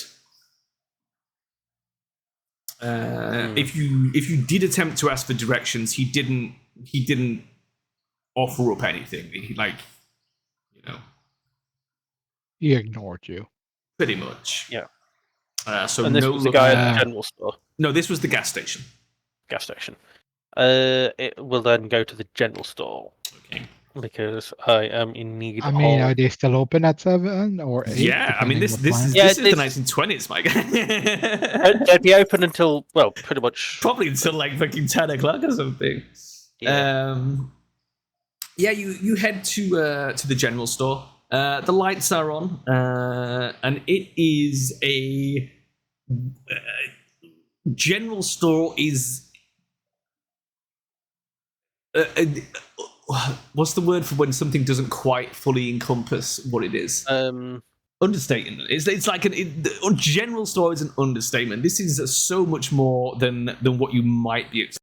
It's like the obvious things you would expect in the general store. So there's like, there's food, there's maybe some fresh food, although it's like the bread on there has been there since the morning, so it's like, mostly fresh bread. There'd be milk, there'd be staple foods, there'd be tinned goods, but also like various other things. There's hardware, there's camping equipment. There's even like a couple of rifles like on the wall behind the counter, and maybe some boxes of bullets as well. There is just pretty much anything and everything that you would think people in a small town might need at a moment's notice. So there it's supplies rather than just like food-based goods. Everything from like there's even like probably like some bike tires and inner tubes. They existed. They had bicycles back then, right? Yep, they did. Yeah, all sorts of stuff. So yeah, tools, survival equipment, the whole kit and caboodle. And inside is a rotund woman who actually is friendly when you come in, and she introduces herself as Ma Peters. And she's like, "Well, howdy, fellas. Welcome to my store. You guys look like you're from out of town." Well, yeah, we are. Yeah. We're I apologize for my messiness. And he sort of like brushes a hand down, try and get some of the dust out. She Can't do anything about the blood. She points to a massive oil stain on her own shirt. She's like, "Don't you worry about that. We don't stand on ceremony in Ross's Corners. Where you guys be coming from?" We came from Boston to see a friend. "Oh, well, ain't that nice. Your friend live out here?" He was in the area. We're just passing through. Mayhaps I know him. And I give the name Rupert. What's his name? Rupert Merriweather. Merriweather. Rupert Merriweather. Well, I never. Didn't he own that old farmhouse out there? yes. Yes, he did mention. I ain't seen nobody around that place in years, decades maybe. Thought maybe that guy died. The whole thing's fallen to pieces. Oh, he's still alive, but he asked us to go see the farmhouse for him. Yeah, he said he wished us to see his farmhouse. See how it was. Oh, you guys gonna fix it up for him? Not quite. More just see how it is. He's unable to make the journey himself. It was a request, as it were. It's in a right old state, is how it is. That's what happens when you leave a place to rot like that for years on end.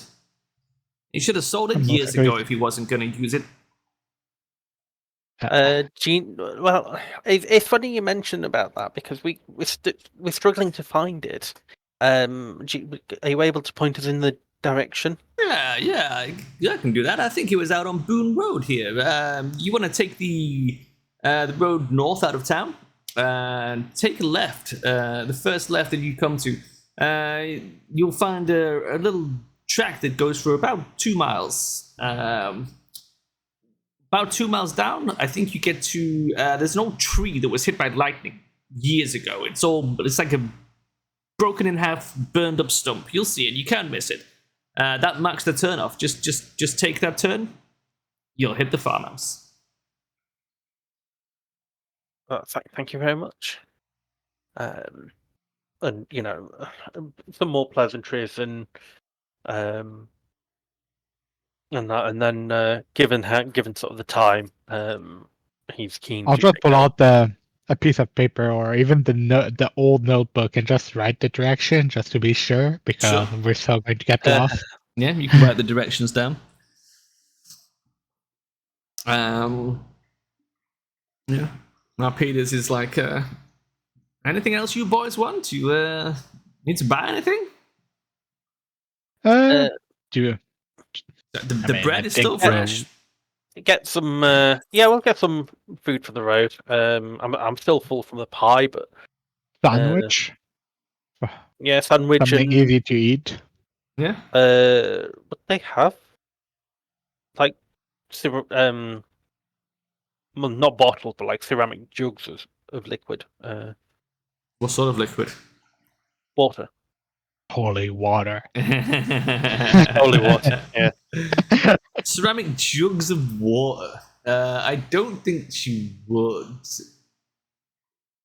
That seems like a bit of an odd request. Or milk, like a ceramic Yeah, bottle. sure. Of I'll milk. say they'd have like bottled milk, right? Like glass milk bottles. Yeah. So you can pick up some milk. She will happily take your coin. Glad to be getting a bit of business out of it. She'll hand over the milk and some sandwiches, I guess. Sure, why not? I don't know what we have in the sandwiches. Cheese whiz and a turkey. Cheese whiz. When was cheese whiz invented? Sure. Yeah, you can get. We'll say you can get some cheese sandwiches on the go. Cheese sandwiches and milk. Nice. I hope neither of you are sure lactose intolerant.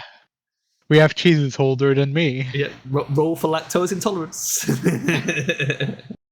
I rolled a critical 99. You shit your pants. Because I am lactose intolerant, for real. Oh shit. Sucks to be you. Yeah. So yeah, I mean, it's not as bad as before, but this coming from the guy whose favorite food is pizza. yeah, no, but the thing is, it's really weird. Okay, so when I was young, it was not the same way. I was getting my nose really like leaking and stuff like that when I was eating milk. Oh yeah, it was a weird reaction, but over the time, it got a lot down, so I don't have as much problem with that. cool. But it's just a mild it was like, intolerance. yeah, but it was like really weird. And when I was going to vacation at other place, I was not having that problem with their milk. So we're like, what is the problem with the milk we have here compared to the milk at other places? Maybe it's what the cows have fed. Yeah, mostly what we were thinking. Yeah. But those days it's no more, so maybe they changed what they were feeding the cow or what they were placing in the milk to preserve it or something like that. That's crazy. Yeah. Well, on that note, if there's nothing else you want from Ma Peters and her general store, I want her to use it as a sacrificial land for the ritual. we kidnap Ma Peters and take her to the house. Sure. So, yeah, you guys are going to drive out to the house. I will say I'm going to take another drive check, but you may have an advantage dice because you have directions from Ma Peters. So roll me a drive. You need to roll your advantage dice as well. This is specifically for the drive check. Oh right, sorry. I got 16. 16? Cool. Right. So you successfully drive. That is below my half. That's a hard success. You find it with no problems and do a cool skid outside the farmhouse as you come to a stop. Yeah, I do it without spilling a drop of milk or oil. Yeah, you do whilst I mean, chugging the milk like a boss. But for some reason, the gas didn't go down while driving, and he's asking what is happening. Somehow you gained gas. You have more gas than when you started. No, you managed to find the farmhouse pretty easily. First try, no problem. Right. Who was that? Was that one of you guys? That's me. Okay. Right. The ancient farmhouse sits back away from Boone Road down an overgrown path. You find the old dead tree blackened by lightning strike in years past, which marks the turn off for the path and farmhouse. The farmhouse becomes visible after traveling along the path through the trees. The road is a wide, weed-grown gravel track leading to the farmhouse and to the remains of a large barn. God, this is an awfully written paragraph. The house is of 18th century saltbox design. If you don't know what that is, it's basically old American farmhouse. It's the kind of thing where it's like it has like a 2-story house on one side, but the other side is only 1 story, so you have like a very steep sloping roof. If you know what I mean. Yeah. So it has a high-peaked roof and windows flanked by sagging shutters. Many of the windows are broken, and the ones still intact are filthy and resemble frosted glass due to the years of dirt and dust. It's a single-story. It's essentially a single-story structure with a windowless attic overhead. So the high part of the peaked roof is the attic. The roof is a little bowed, but with all the shingles intact. The whole place exudes a strange and unsettling atmosphere. And it is like... What time did we say you got into Russell's Corner? 7 o'clock. So we'll say it's like 7:30 now. But it's summer, so it's not dark. There's still daylight here. It probably won't get dark till like 8:30, pushing 9 o'clock, because we're like midsummer. But it is... The place is just eerie, you know? Probably partly due to its derelict nature and partly due to what you've learned about this place and maybe your expectations going into it. Weirdly, in fact, make me a listen check. Both of you.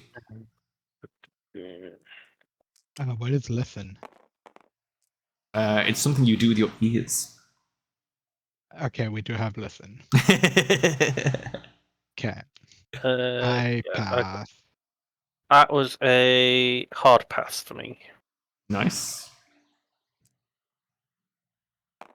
And I can take it as well. Oh, cool. Is he also It's a pass. Normal pass? Yeah. Yeah. So both of you kind of like, as you get out the car and the engine sort of like sputters and goes out, there's a sudden silence that kind of descends as you're sort of standing there just like taking in the sight of this place. And then you notice like it's not just like the quietness of the engine that you've just been listening to for the last however many hours that you've been driving, but also just like there's something else missing. You can hear the wind like, you know, blowing the tree branches, but there's no birds. No birds. That's exactly it. No bird song at all. Just the breeze. No other animal noises that you can tell. It almost feels as though the house has been waiting for you. It's sort of unnerving. Mm-hmm. We need to roll a sanity check there, Cole. Not yet. Sanity? What is that? Can I eat that? What do you do? No, but you can eat this knuckle sandwich.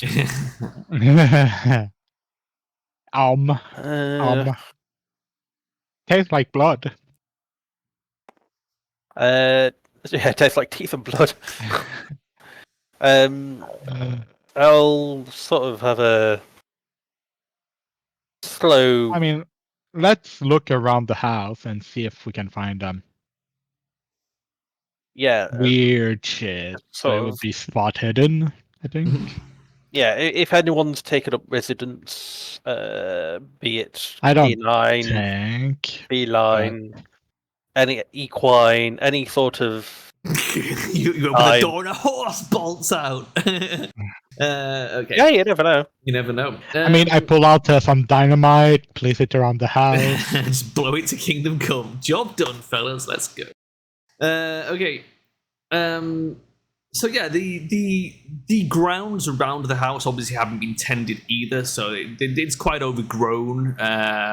Like we're talking grass at least sort of like knee high, maybe thigh high, and like covered in like wildflowers. The weeds essentially and stuff like that. Yeah, so you guys are going to start having a look around the exterior of the house. So roll me a spot hidden.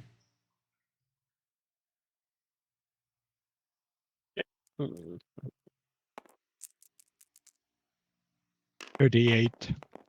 It's a pass. That A is normal pass? a Yeah. normal pass. Okay, tick your box if you haven't already. So you find a couple of things as you circle around. I'm going to say we'll start with Edwin. So Edwin, you head off to one side and are sort of looking around, and you discover that like among the flowers, there's like a big patch of like grass and flowers on one side. You discover that there's also like a small garden plot like on the side of the house that still has vegetables growing in it. There's like Okay. I don't know, some turnips or something, or some carrots, let's say. Miles, on the other side of the house, as you're inspecting the grass and weeds and looking for things, you find a recently dead raccoon laying in the knee-high grass. It's sort of like face down, dead, probably not been there longer than a day or two. Neck twisted or Kind of hard to tell. Without handling it, it's kind of there's not a lot of information you can get from it. I will be grabbing a stick and like turning it over And sort of poke it prodding over. Yeah, I mean this is I don't know if you know how big a raccoon is, but it's got a bit of weight to it. It's probably somewhere in the region of about 13-14 kilos of raccoon here. So if you're going to attempt to turn it over with a stick, I am going to say we're going to have a check. Shall we? What do you think? Do you think this is strength or dex for how well you can flop a raccoon with a stick? I would say 2. So strength to see if I can. I mean, there's no point tying it to 2 skills. We'll go with one or the other. Do we think it's more of a strength thing or more of a finesse thing? I would say for you, the strength is the best. Yeah, but that's we're not just saying what's your highest skill. We're saying what do you think is the most. Which do we think is most appropriate? I mean, it's just pushing the raccoon, so it's not. I reckon it's strength. Let's go with strength. I'd say it's strength. Yeah. I mean, the dex, I would say, if you're trying to lift the raccoon and stuff like that, do weird shit with it, the juggling, or I don't know. Well, that is what he's going to do with it. A hard pass. Hard pass. You managed to like flip this thing open. Flip it over with open a big stick. I mean, it kind of is in a way flipping it open because on the other side, the animal's breast is stained with clotted blood, and a large hole has been bored into its chest. You can make me either science, biology, medicine, or natural world. Any of them? Sorry, animal. You have first aid. What was the first one? First aid. Science, biology, You No. don't have science biology. No, medicine, it'll be natural world. natural world. Flat 10%. Medicine, you don't. Okay. And natural world, you have 10%. Yeah, so it'd be the flat. No, that's an Oh 86. my god, that's a. Yeah. That's pretty weird, but maybe a fox got it. Yeah, the not a malevolent spirit. Who knows? Yeah. Some things are left to be a mystery. Sure. You carry on exploring around the house before you meet back up.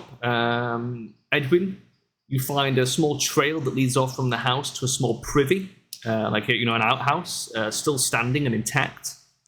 You also notice a decaying barn behind the house.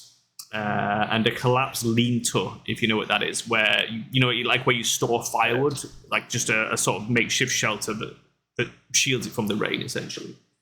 Yeah. There are still logs present, but they're a bit damp and would need drying in the house if you were to want to use them. And as you come around the other side, Miles, just before you bump into Edwin, you do notice there is a well made from large stones standing next to the house as well. But the bucket and rope appear to have long since rotted away. Okay. So you also note that from where the barn is, there's a short stretch of grassland, and then like the woodlands begin. So this house is sort of like on the edge of the woods, essentially. On the periphery of. Yeah. Mm.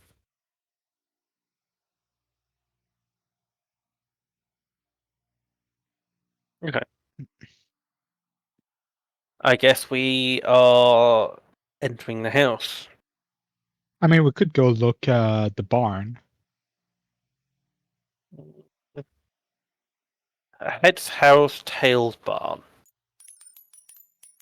Do you want to call? Heads of barn. Okay, go. No, head's house. Bigfoot Okay. house. So there's nothing for him to call in this thing, dingus.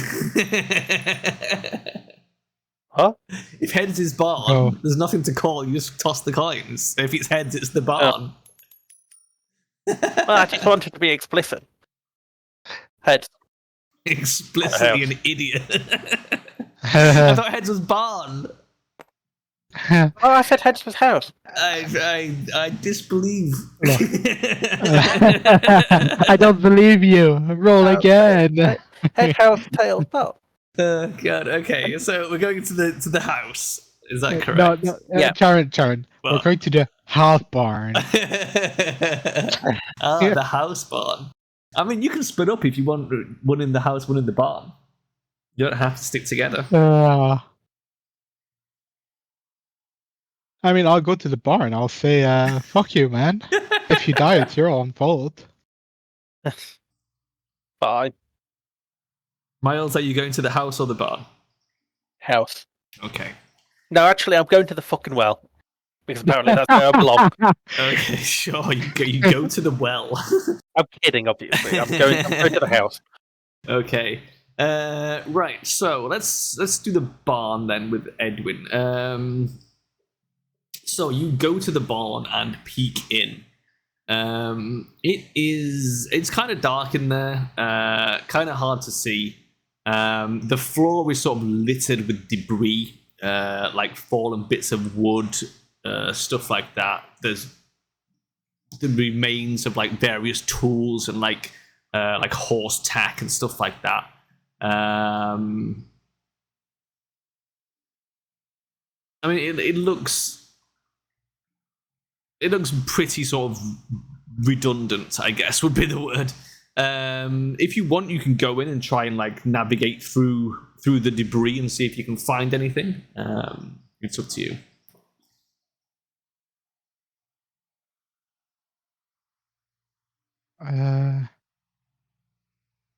I mean, nothing is like looking suspicious. It's just a barn who just No, dropped down and it rotted. does look like it's just a shithole.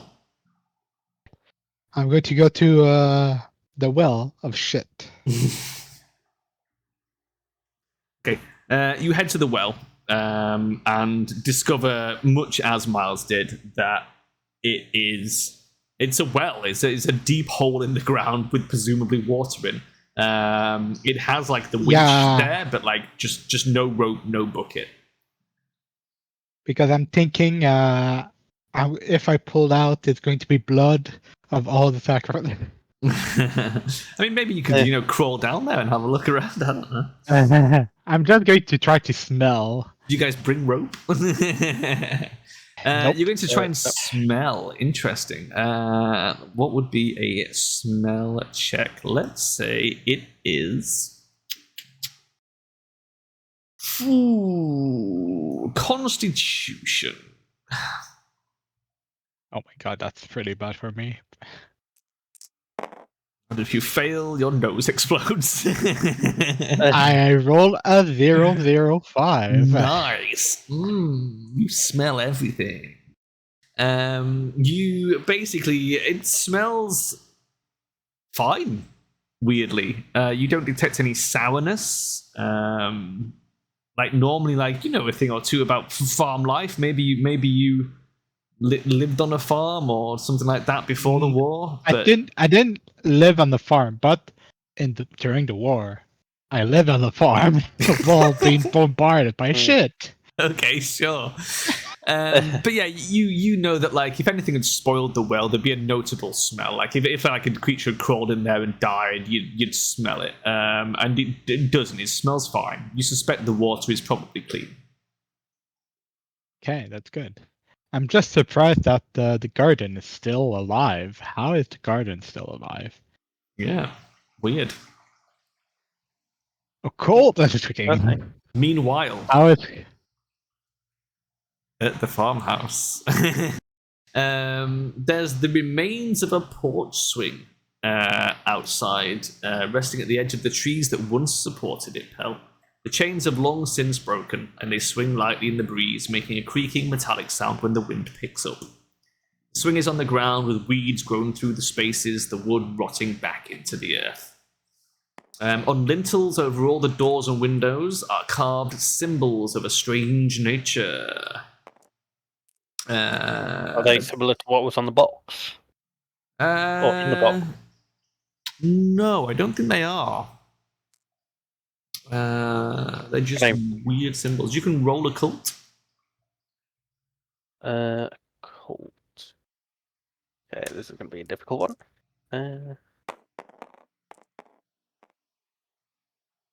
Yeah, that's not a pass.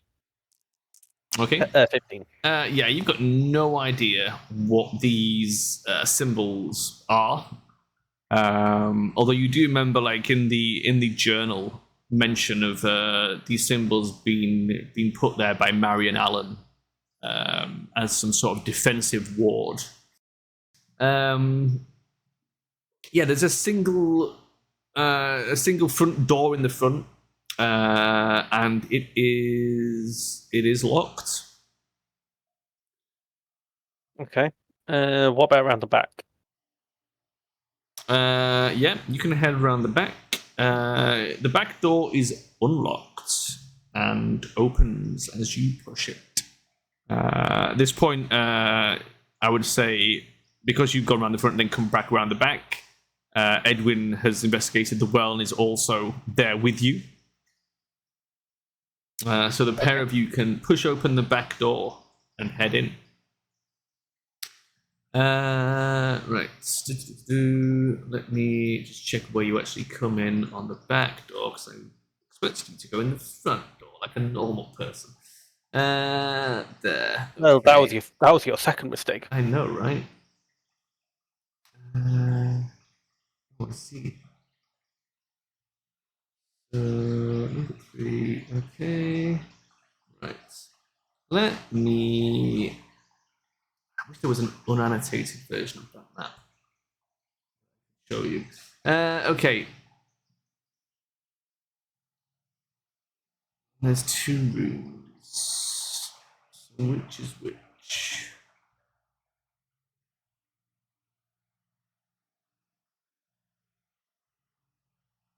Just bear with while I figure out what they're trying to say here.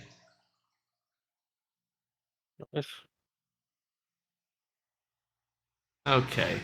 I think I get what they're going for. So this would be coming in on this side. Yeah. A Okay. zombie appear. So you push open the door and step in. What you see is this is the back room of the house. There's a comfortable armchair in one corner and a table standing against a wall beneath the rear window. An old walking stick lies on top of the table. The fireplace is large and made of grey stone. The unlocked back door leads back out in the direction of the barn and the collapsed lean-to.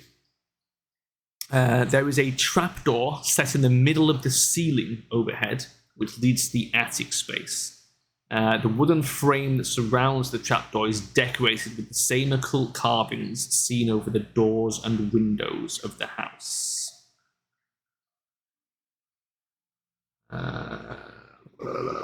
What I will do is we will. Where's white? There it is. I will say, for the sake of argument, that this is the back room. You have come in through here. This is the back door. This is the front room. However, it is not a doorway that leads between the two, but like an open. It's like an open plan thing, like an open arch. Yeah, like a British bungalow, right? It's it's really one thing, but there's like I've seen a few with this. Yeah, so the front door in that case is essentially over here, right? So what you're looking at is you have a fireplace here. You have a table here. An armchair here. And there are some blankets like scattered on the floor as well. Red bear disintegrating. Well, at this point, I think if we're examining the surroundings, let's have a spot hidden from you guys and see what level of detail you can acquire. Oh, that's good. That is good. Spot hidden. That is a hard pass. A hard pass, okay. So hard. Twerkles? Local text? What? Spot hidden. Oh, well. I was looking at something and I fucking forgot. That is a 13. Wow. That is spot hidden. That is also a hard. Nice. So hard passes all round.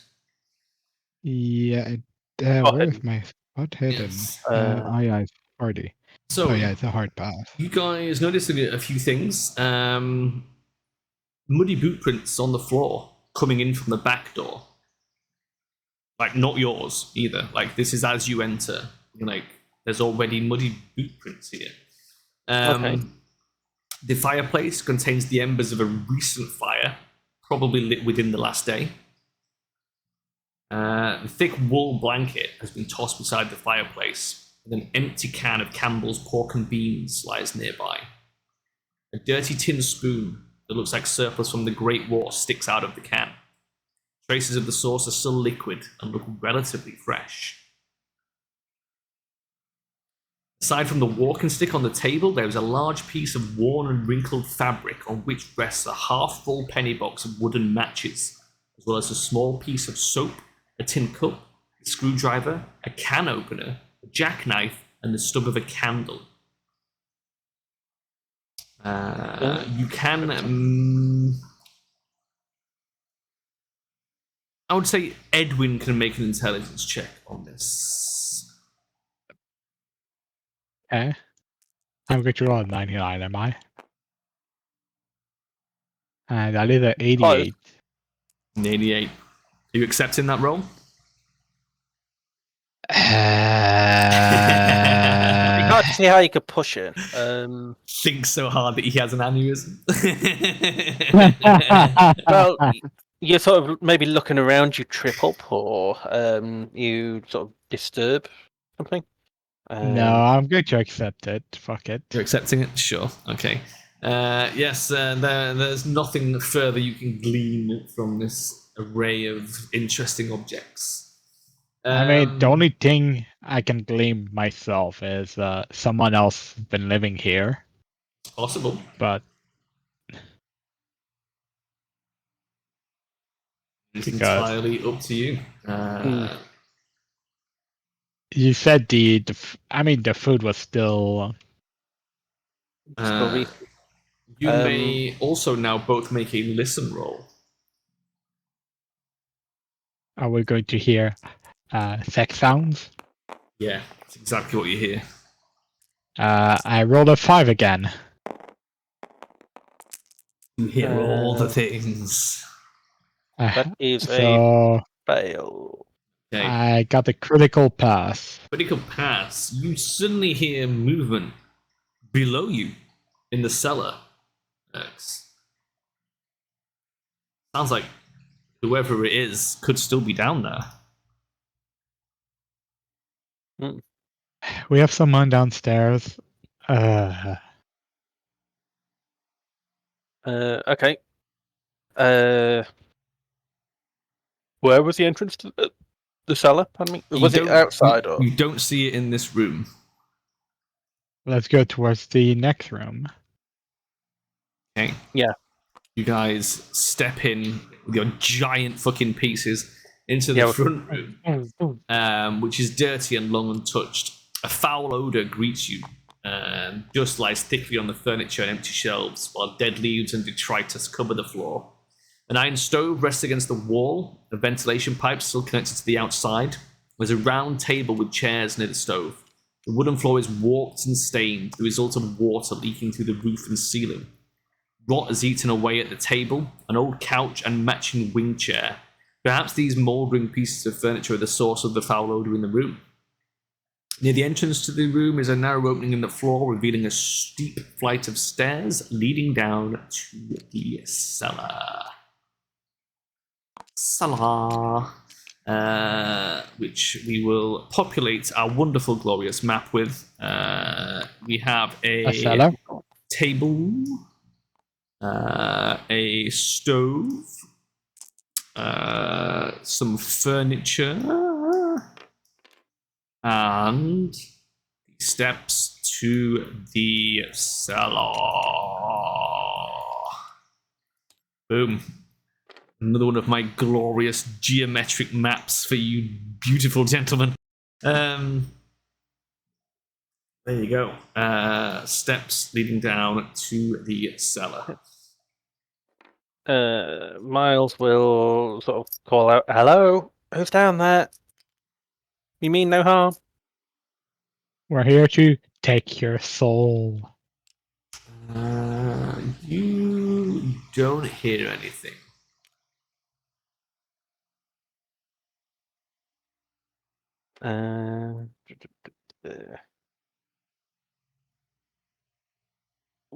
So it's an open top cellar. Is that what?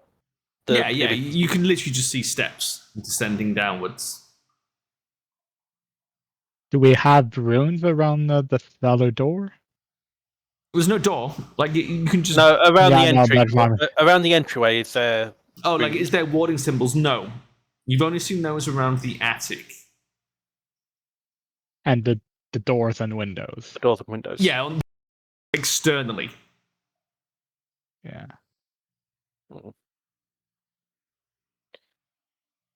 Okay. Do we want to go down? I mean, we have to. Well, I You don't have have to. another idea. You've got plenty of. There's all sorts of shit you could do. Like, eat the food on the table? Yeah, I mean that's an option. Sure. If that's what you want to do. Is it if Miles goes to sort of here and looks down, angled like here, what Yep. can he see? Is it like dark or lit? Yeah, it's dark down there. Unsurprisingly. I'll pull out. I mean, do I have my flashlight? Would I bring my flashlight to go see a friend? Ooh, I don't know. That sounds like a luck roll. Yeah. I mean, I would have my cross, but Yeah, I'd yes, say you I definitely would have have your my cross. flashlight. Okay, you happen to have brought your flashlight. Good man. For some reason, For whatever Yeah, reason. it's in the car. It's in the car. Yeah. So you have your flashlight. I'll go pick it up. Okay. You go and get your flashlight. And then. While I'm going to go pick up my flashlight, does Pell die? Yes. No, it doesn't. No, you go and get your flashlight and come back, and Pell is unfortunately still alive. Fuck. What do you mean? Unfortunately? I mean, the fastest way to finish a session is by killing Pell. Well, I mean, I've got a gun with 6 bullets. Yes. How many do you Did need? you bring that with you? That will. Be in the car. It would be in the car. Okay. You want to go pick it up with me? Yes, I will. I mean, actually. It's a go. luck roll. Do you have your gun? Why would you bring your gun to go see a friend? Well, it's just in the car. I'm going. Yeah. It's like having. It's like a. You roll that fucking luck roll, bitch. No, you do not have your gun. You thought it was in the car, and then you realised you got it back from the shop, you put it in the cupboard, it's still in the fucking cupboard. I'll go pick it up then. you So- cannot push luck rolls. Yes, you did not bring your gun with you. Never mind. Did you bring a bullet? Joking. Oh, imagine that there's just a box of bullets in the car. Okay. I'll say you can pick up the can and use it as a melee weapon. So you have a flashlight, and I'm not Riddick. what are we doing? I mean, you could use a chair as a weapon, improvised weapon. You're not a monk, so you have to. No, I am a valet, sir. Is chair part of your unarmed specialty? Yeah, it's valets proficient with the furniture of all varieties. I mean, you could No, use the Anyway. cane as a melee weapon, maybe. I might have a tire iron you might have. in my car. Yeah, roll a luck check. I mean, No. would you have your nope? 98. 98. It's at this point you realise the trunk of the car is fucking empty. Like, oh, I cleaned out the car. You and cleaned forgot to out put the car before you left. You never put everything back in. You realise it now. The box with the gun and the tire iron is sitting on the porch at your fucking house. The only thing you have in the back is my bag with clothes. and the jerry can. Yeah, that's it. That's all you've got. The stolen jerry can. Oh, God. I love it. God, I love this game. This is so much fun. Okay, well, fuck it. Miles is going down into the basement. I'm going to follow him with the flashlight. Okay, on. you guys head down into the basement. It is, it's dark down there. There's a lot of like old furniture and shit. There's like some knocked over tables, some chairs, some lumber, some sort of broken shelving. There's as you sort of flash the thing around. There's some tarpaulin like in a corner. There's like a big old like old fashioned like storage chest, like a trunk. There's a ladder that looks mostly intact. And as you sort of flash the flashlight around, and the sort of like the shadows that like seem to dance as you sweep it left and right. And as you do, a hobo comes barreling out from behind the stairs, swinging a table leg, attempting to clobber. It'll be Miles because you were the one in front. Surprise attack. You need. I need to do something. Where's my dice? My magic. You need black to roll dice. your roll. I roll a roll. I am the one who And you rolled rolls 25. 25. Against my power? No, it's against my fighting ball. It is a regular success. If you, I need you to make a spot hidden roll. The two of us or just Al? Just Miles for this because he's the one getting attacked. 29. 29. I take it that's a pass. That is, hold on, a hard pass. Hard pass. Okay, so you do manage to see him coming and step aside, and his swing with the table leg goes wide. It was real fucking close, but he sort of like misses. He then sort of panics, throws the table leg like kind of just at you, and you like in shock just sort of catch this table leg. And as you do, he goes like barreling past you. You get a glimpse of him like in the light of the flashlight. This guy is like sort of like what is a hobo? So he's a sort of disheveled looking man. His hair is kind of like wild and unkempt. It's a ginger with a big ginger beard. To him, my dirted shirt is clean. Yeah, exactly. And he's gonna try. Well, he basically like goes for the stairs and starts like pounding up the stairs to try and escape. What do you do? I try and I say how I grabbed it. Yeah, I'll try and use the table leg to like trip him up. So it's like. Scrabbling up the stairs, I sort of try and hook his feet with the table leg, to like yank him. Okay. Which of you has the highest dex? Both the same. We have the same dex. So yeah. So Miles is going to try and trip him. So this is going to be. We will say this is going to be fighting brawl. So go ahead and roll. That is a pass. Normal. Nice. Normal pass. Just bear with me while I decide what he will oppose with.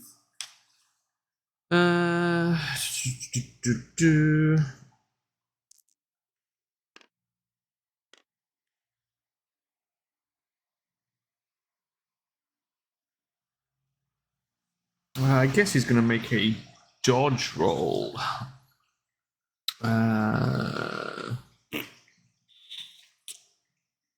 Which is half dex. So I'm going to say rolling. Oh, he fucking nails it. So yeah, you take a swing with the table to try and trip him up, but he just like fucking... He knows that's coming, sort of like manages to like jump over it, and he's heading up the stairs. We've still got time for Edwin if you want to do anything.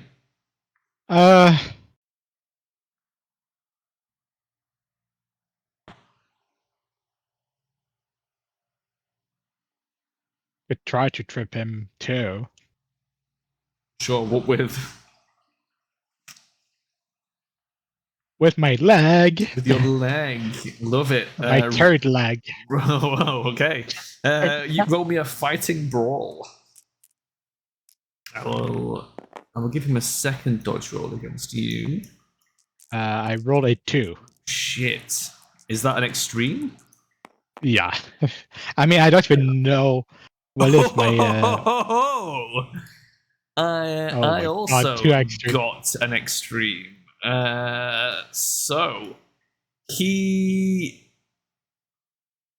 fucking you know what, Charon? Yeah, Charon. I use 1 luck to get a critical. God. Okay, I'll allow it. It's crazy, but I'll allow it. I mean, the thing for what I see, you have extreme, and after you have critical. Yeah. I'll allow it. I'm pretty loose and fast with Cthulhu rules. You don't have to be like a stickler in Cthulhu. You can get crazy with it. Sure, I'll allow it. So anything that lets you spend luck points is fine by me. So you stick out your leg. He jumps over it. You stick out your other leg somehow, and he trips over that one. And manages to he fucking collapses on the stairs face down. But then it's his turn, and he's going to attempt to scramble to his feet to escape. Right. What is his dex? Okay, he is actually going to go first. Yeah, really? You have more deck than us? Yeah. Not The by hobo much. has more deck than us? That's insane. So he is going to... I'm going to say... He's going to have to make a dex check to get up and get up the stairs. Oh, that's not great. So he tries to get up, but it's he's just trying to scrabble up the stairs and can't quite catch his footing. He does manage to get up there a bit. Have you deleted all the pawns? You fucking assholes. What? No. Where's all the pawns? They're all here. Oh, you've shrunk them all down. Jesus Christ. Give me They were too big. pawn, you dingus. God, the shit I have to put up with as DM. Hey, fuck you, man. So he's he's on all fours, scrambling up the stairs, but gets to the top of the stairs. But he's still on his belly, slithering. So it's going to be pretty easy for you to catch up to him if you want to continue to catch up to him. It is your go. You may attempt to do whatever you wish to attempt to do. I think we want to catch him to try to talk to him and use him as a bait for the monster. Okay, I was waiting to see where that was going. Yeah, serious. Yeah, so we'll attempt to catch up and restrain, Restrain with your third leg? Yeah, so what exactly are you... When you say catch up and restrain... So, if he's on the ground... You trying to pin him down? Or... Yeah, sort of kneel on his back to sort of keep him in place. Okay. You smell like shit. I'm going to say this is just a pure strength check then to try and keep him down, and he will make a strength check to try and break free. That is a hard. That is a hard That is too, also a hard. No, it would be so many lock points. Well, here's the thing. You start to pin him down. He starts to try and escape. The deciding factor here is going to be what Edwin can do to help, right? So you see Miles trying to hold this guy down, Twerks, and he is he's a big burly guy. He's trying to escape. Miles is trying to grapple him to the ground. They're sort of tussling and bustling. You come up the stairs. What do you do?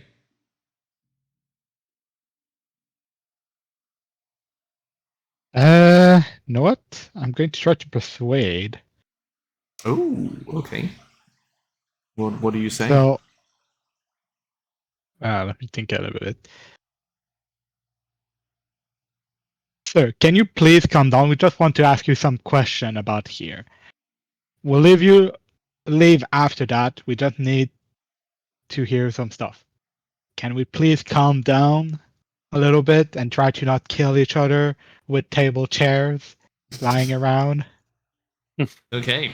Yes, this sounds like you're attempting to make him see reason. You may roll a persuade roll. That's a 42. That's a pass. A pass? Yeah, normal Okay. pass. I will say he, since though you didn't outright attack him, he is amenable to your sensible request.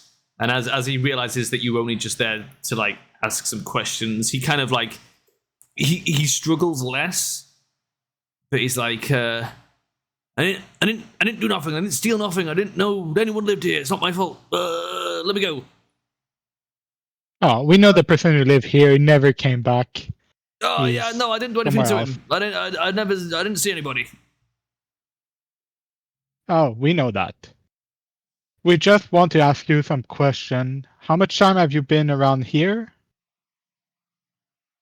Have Have you seen anyone else? What's your name?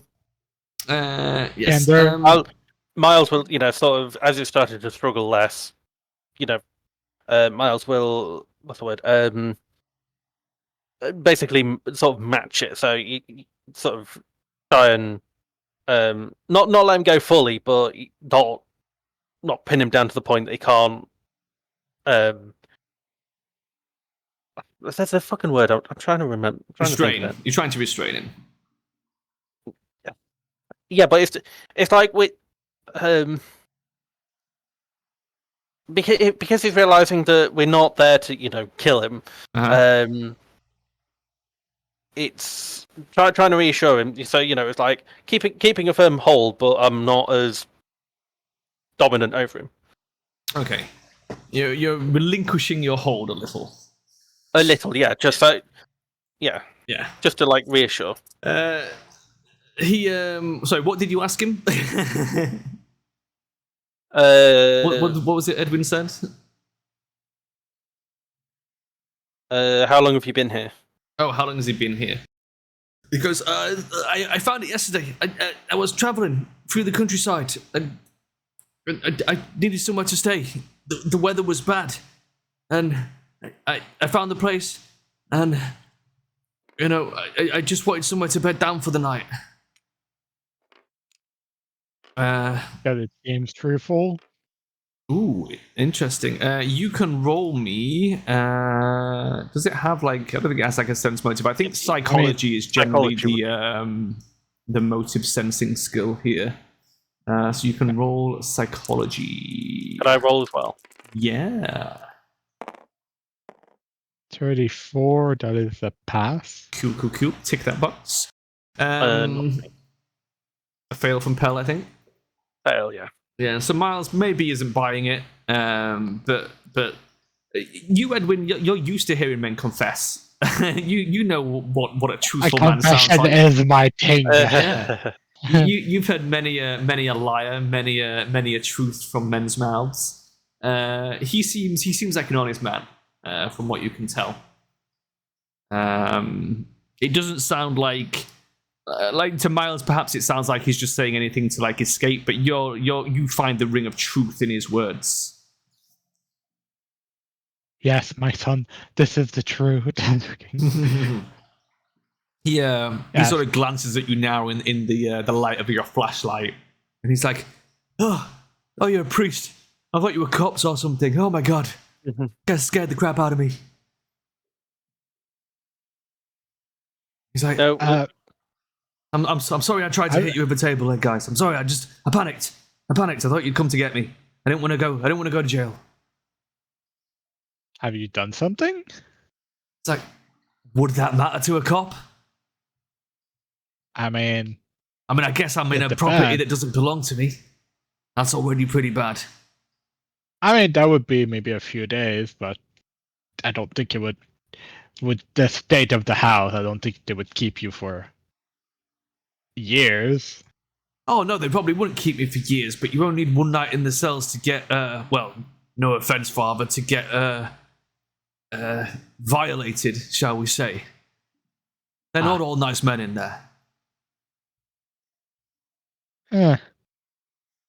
I would not. I would know and not at the same time. Never gone there, and I Never don't been to think I will jail? find out.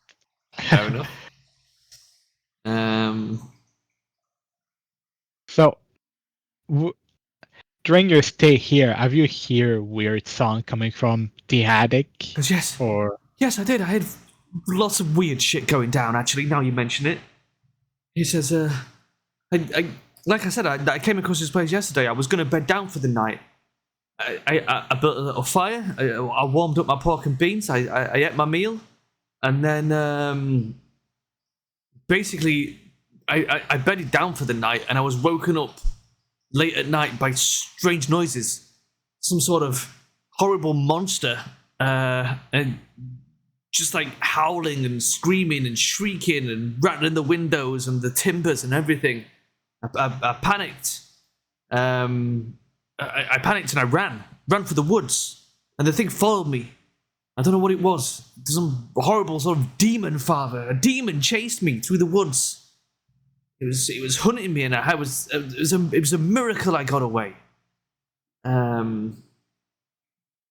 you the one who killed? I mean, I think I would know about the raccoon dead outside. It's up to you if Miles mentioned it to you. He would have thought, this is odd. We found a raccoon dead outside. Would you be the one who, or No, that wasn't me. Well, was it there when you arrived? Wouldn't be any Or point you killing a didn't see raccoon. I didn't see it. If it was, Okay, so I don't know. Maybe the demon did it. I mean, we did hear weird stuff about this house, so we were looking around. And would you ever see a book called? I mean, what was the name of the book? No, that's the other one. Del Vermil Mysterious? He The has Vermis Mystery. no idea. He sort of shakes his head. He's like, if I'm honest with you, Father, I can't read. But if you have seen a book, it would be maybe the one. But Says, if you did not, He says, I we'll don't have- recall seeing a book in this place. I didn't look around a lot. yeah, that is good I enough. spent the night hiding up a tree, and then when the morning came and there was no more sign of the monster, I managed to work up my courage, made my way back here. I'd just come in to like get all my stuff.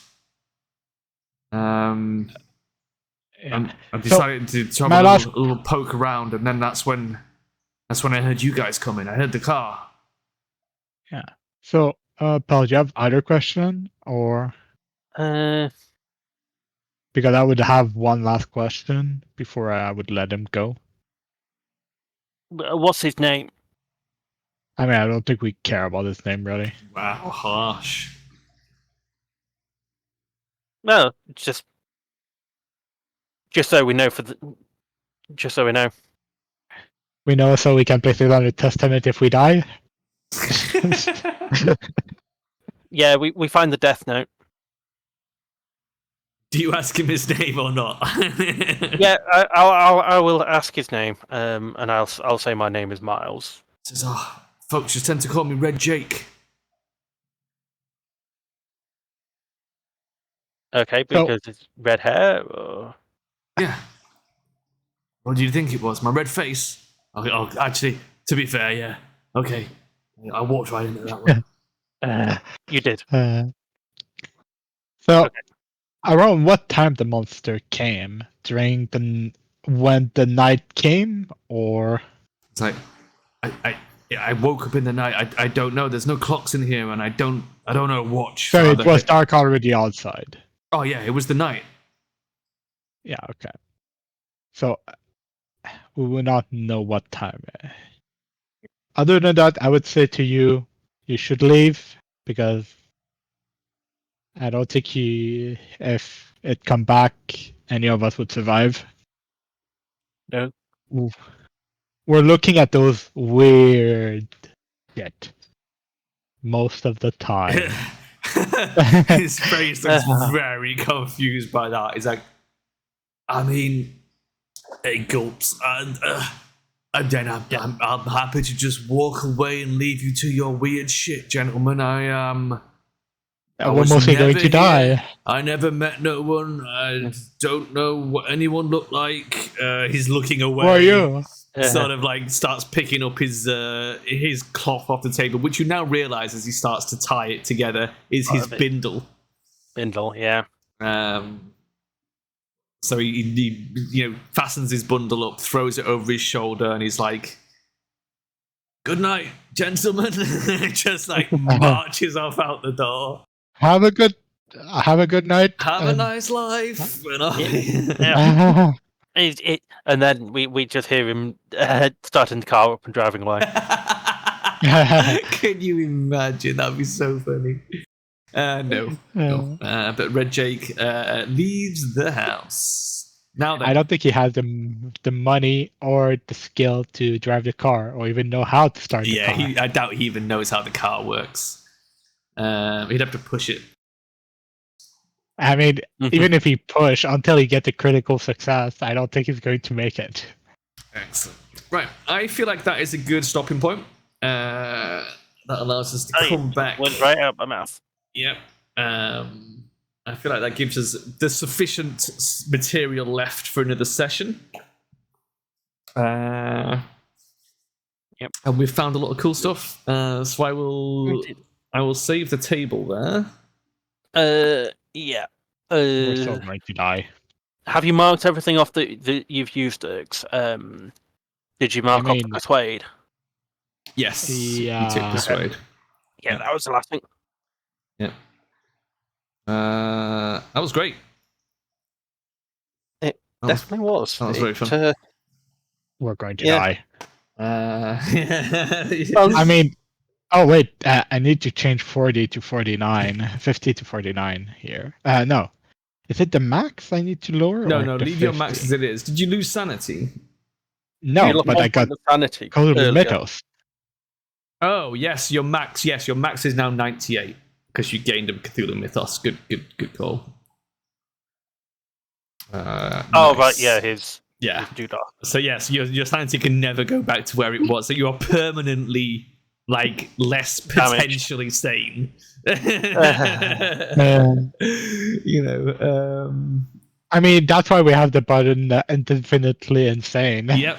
There's a button you tick if you go completely fucking mad. That's when you hit 100% on Cthulhu Mythos. You know everything, but you're insane for life. No way anyone's ever getting to 100% Mythos. Jesus. I mean, I'm sure someone did, but it's like something you just die after a few minutes. Yeah, I'd love to know the furthest anyone ever got. Yeah. Okay. Well, good sesh.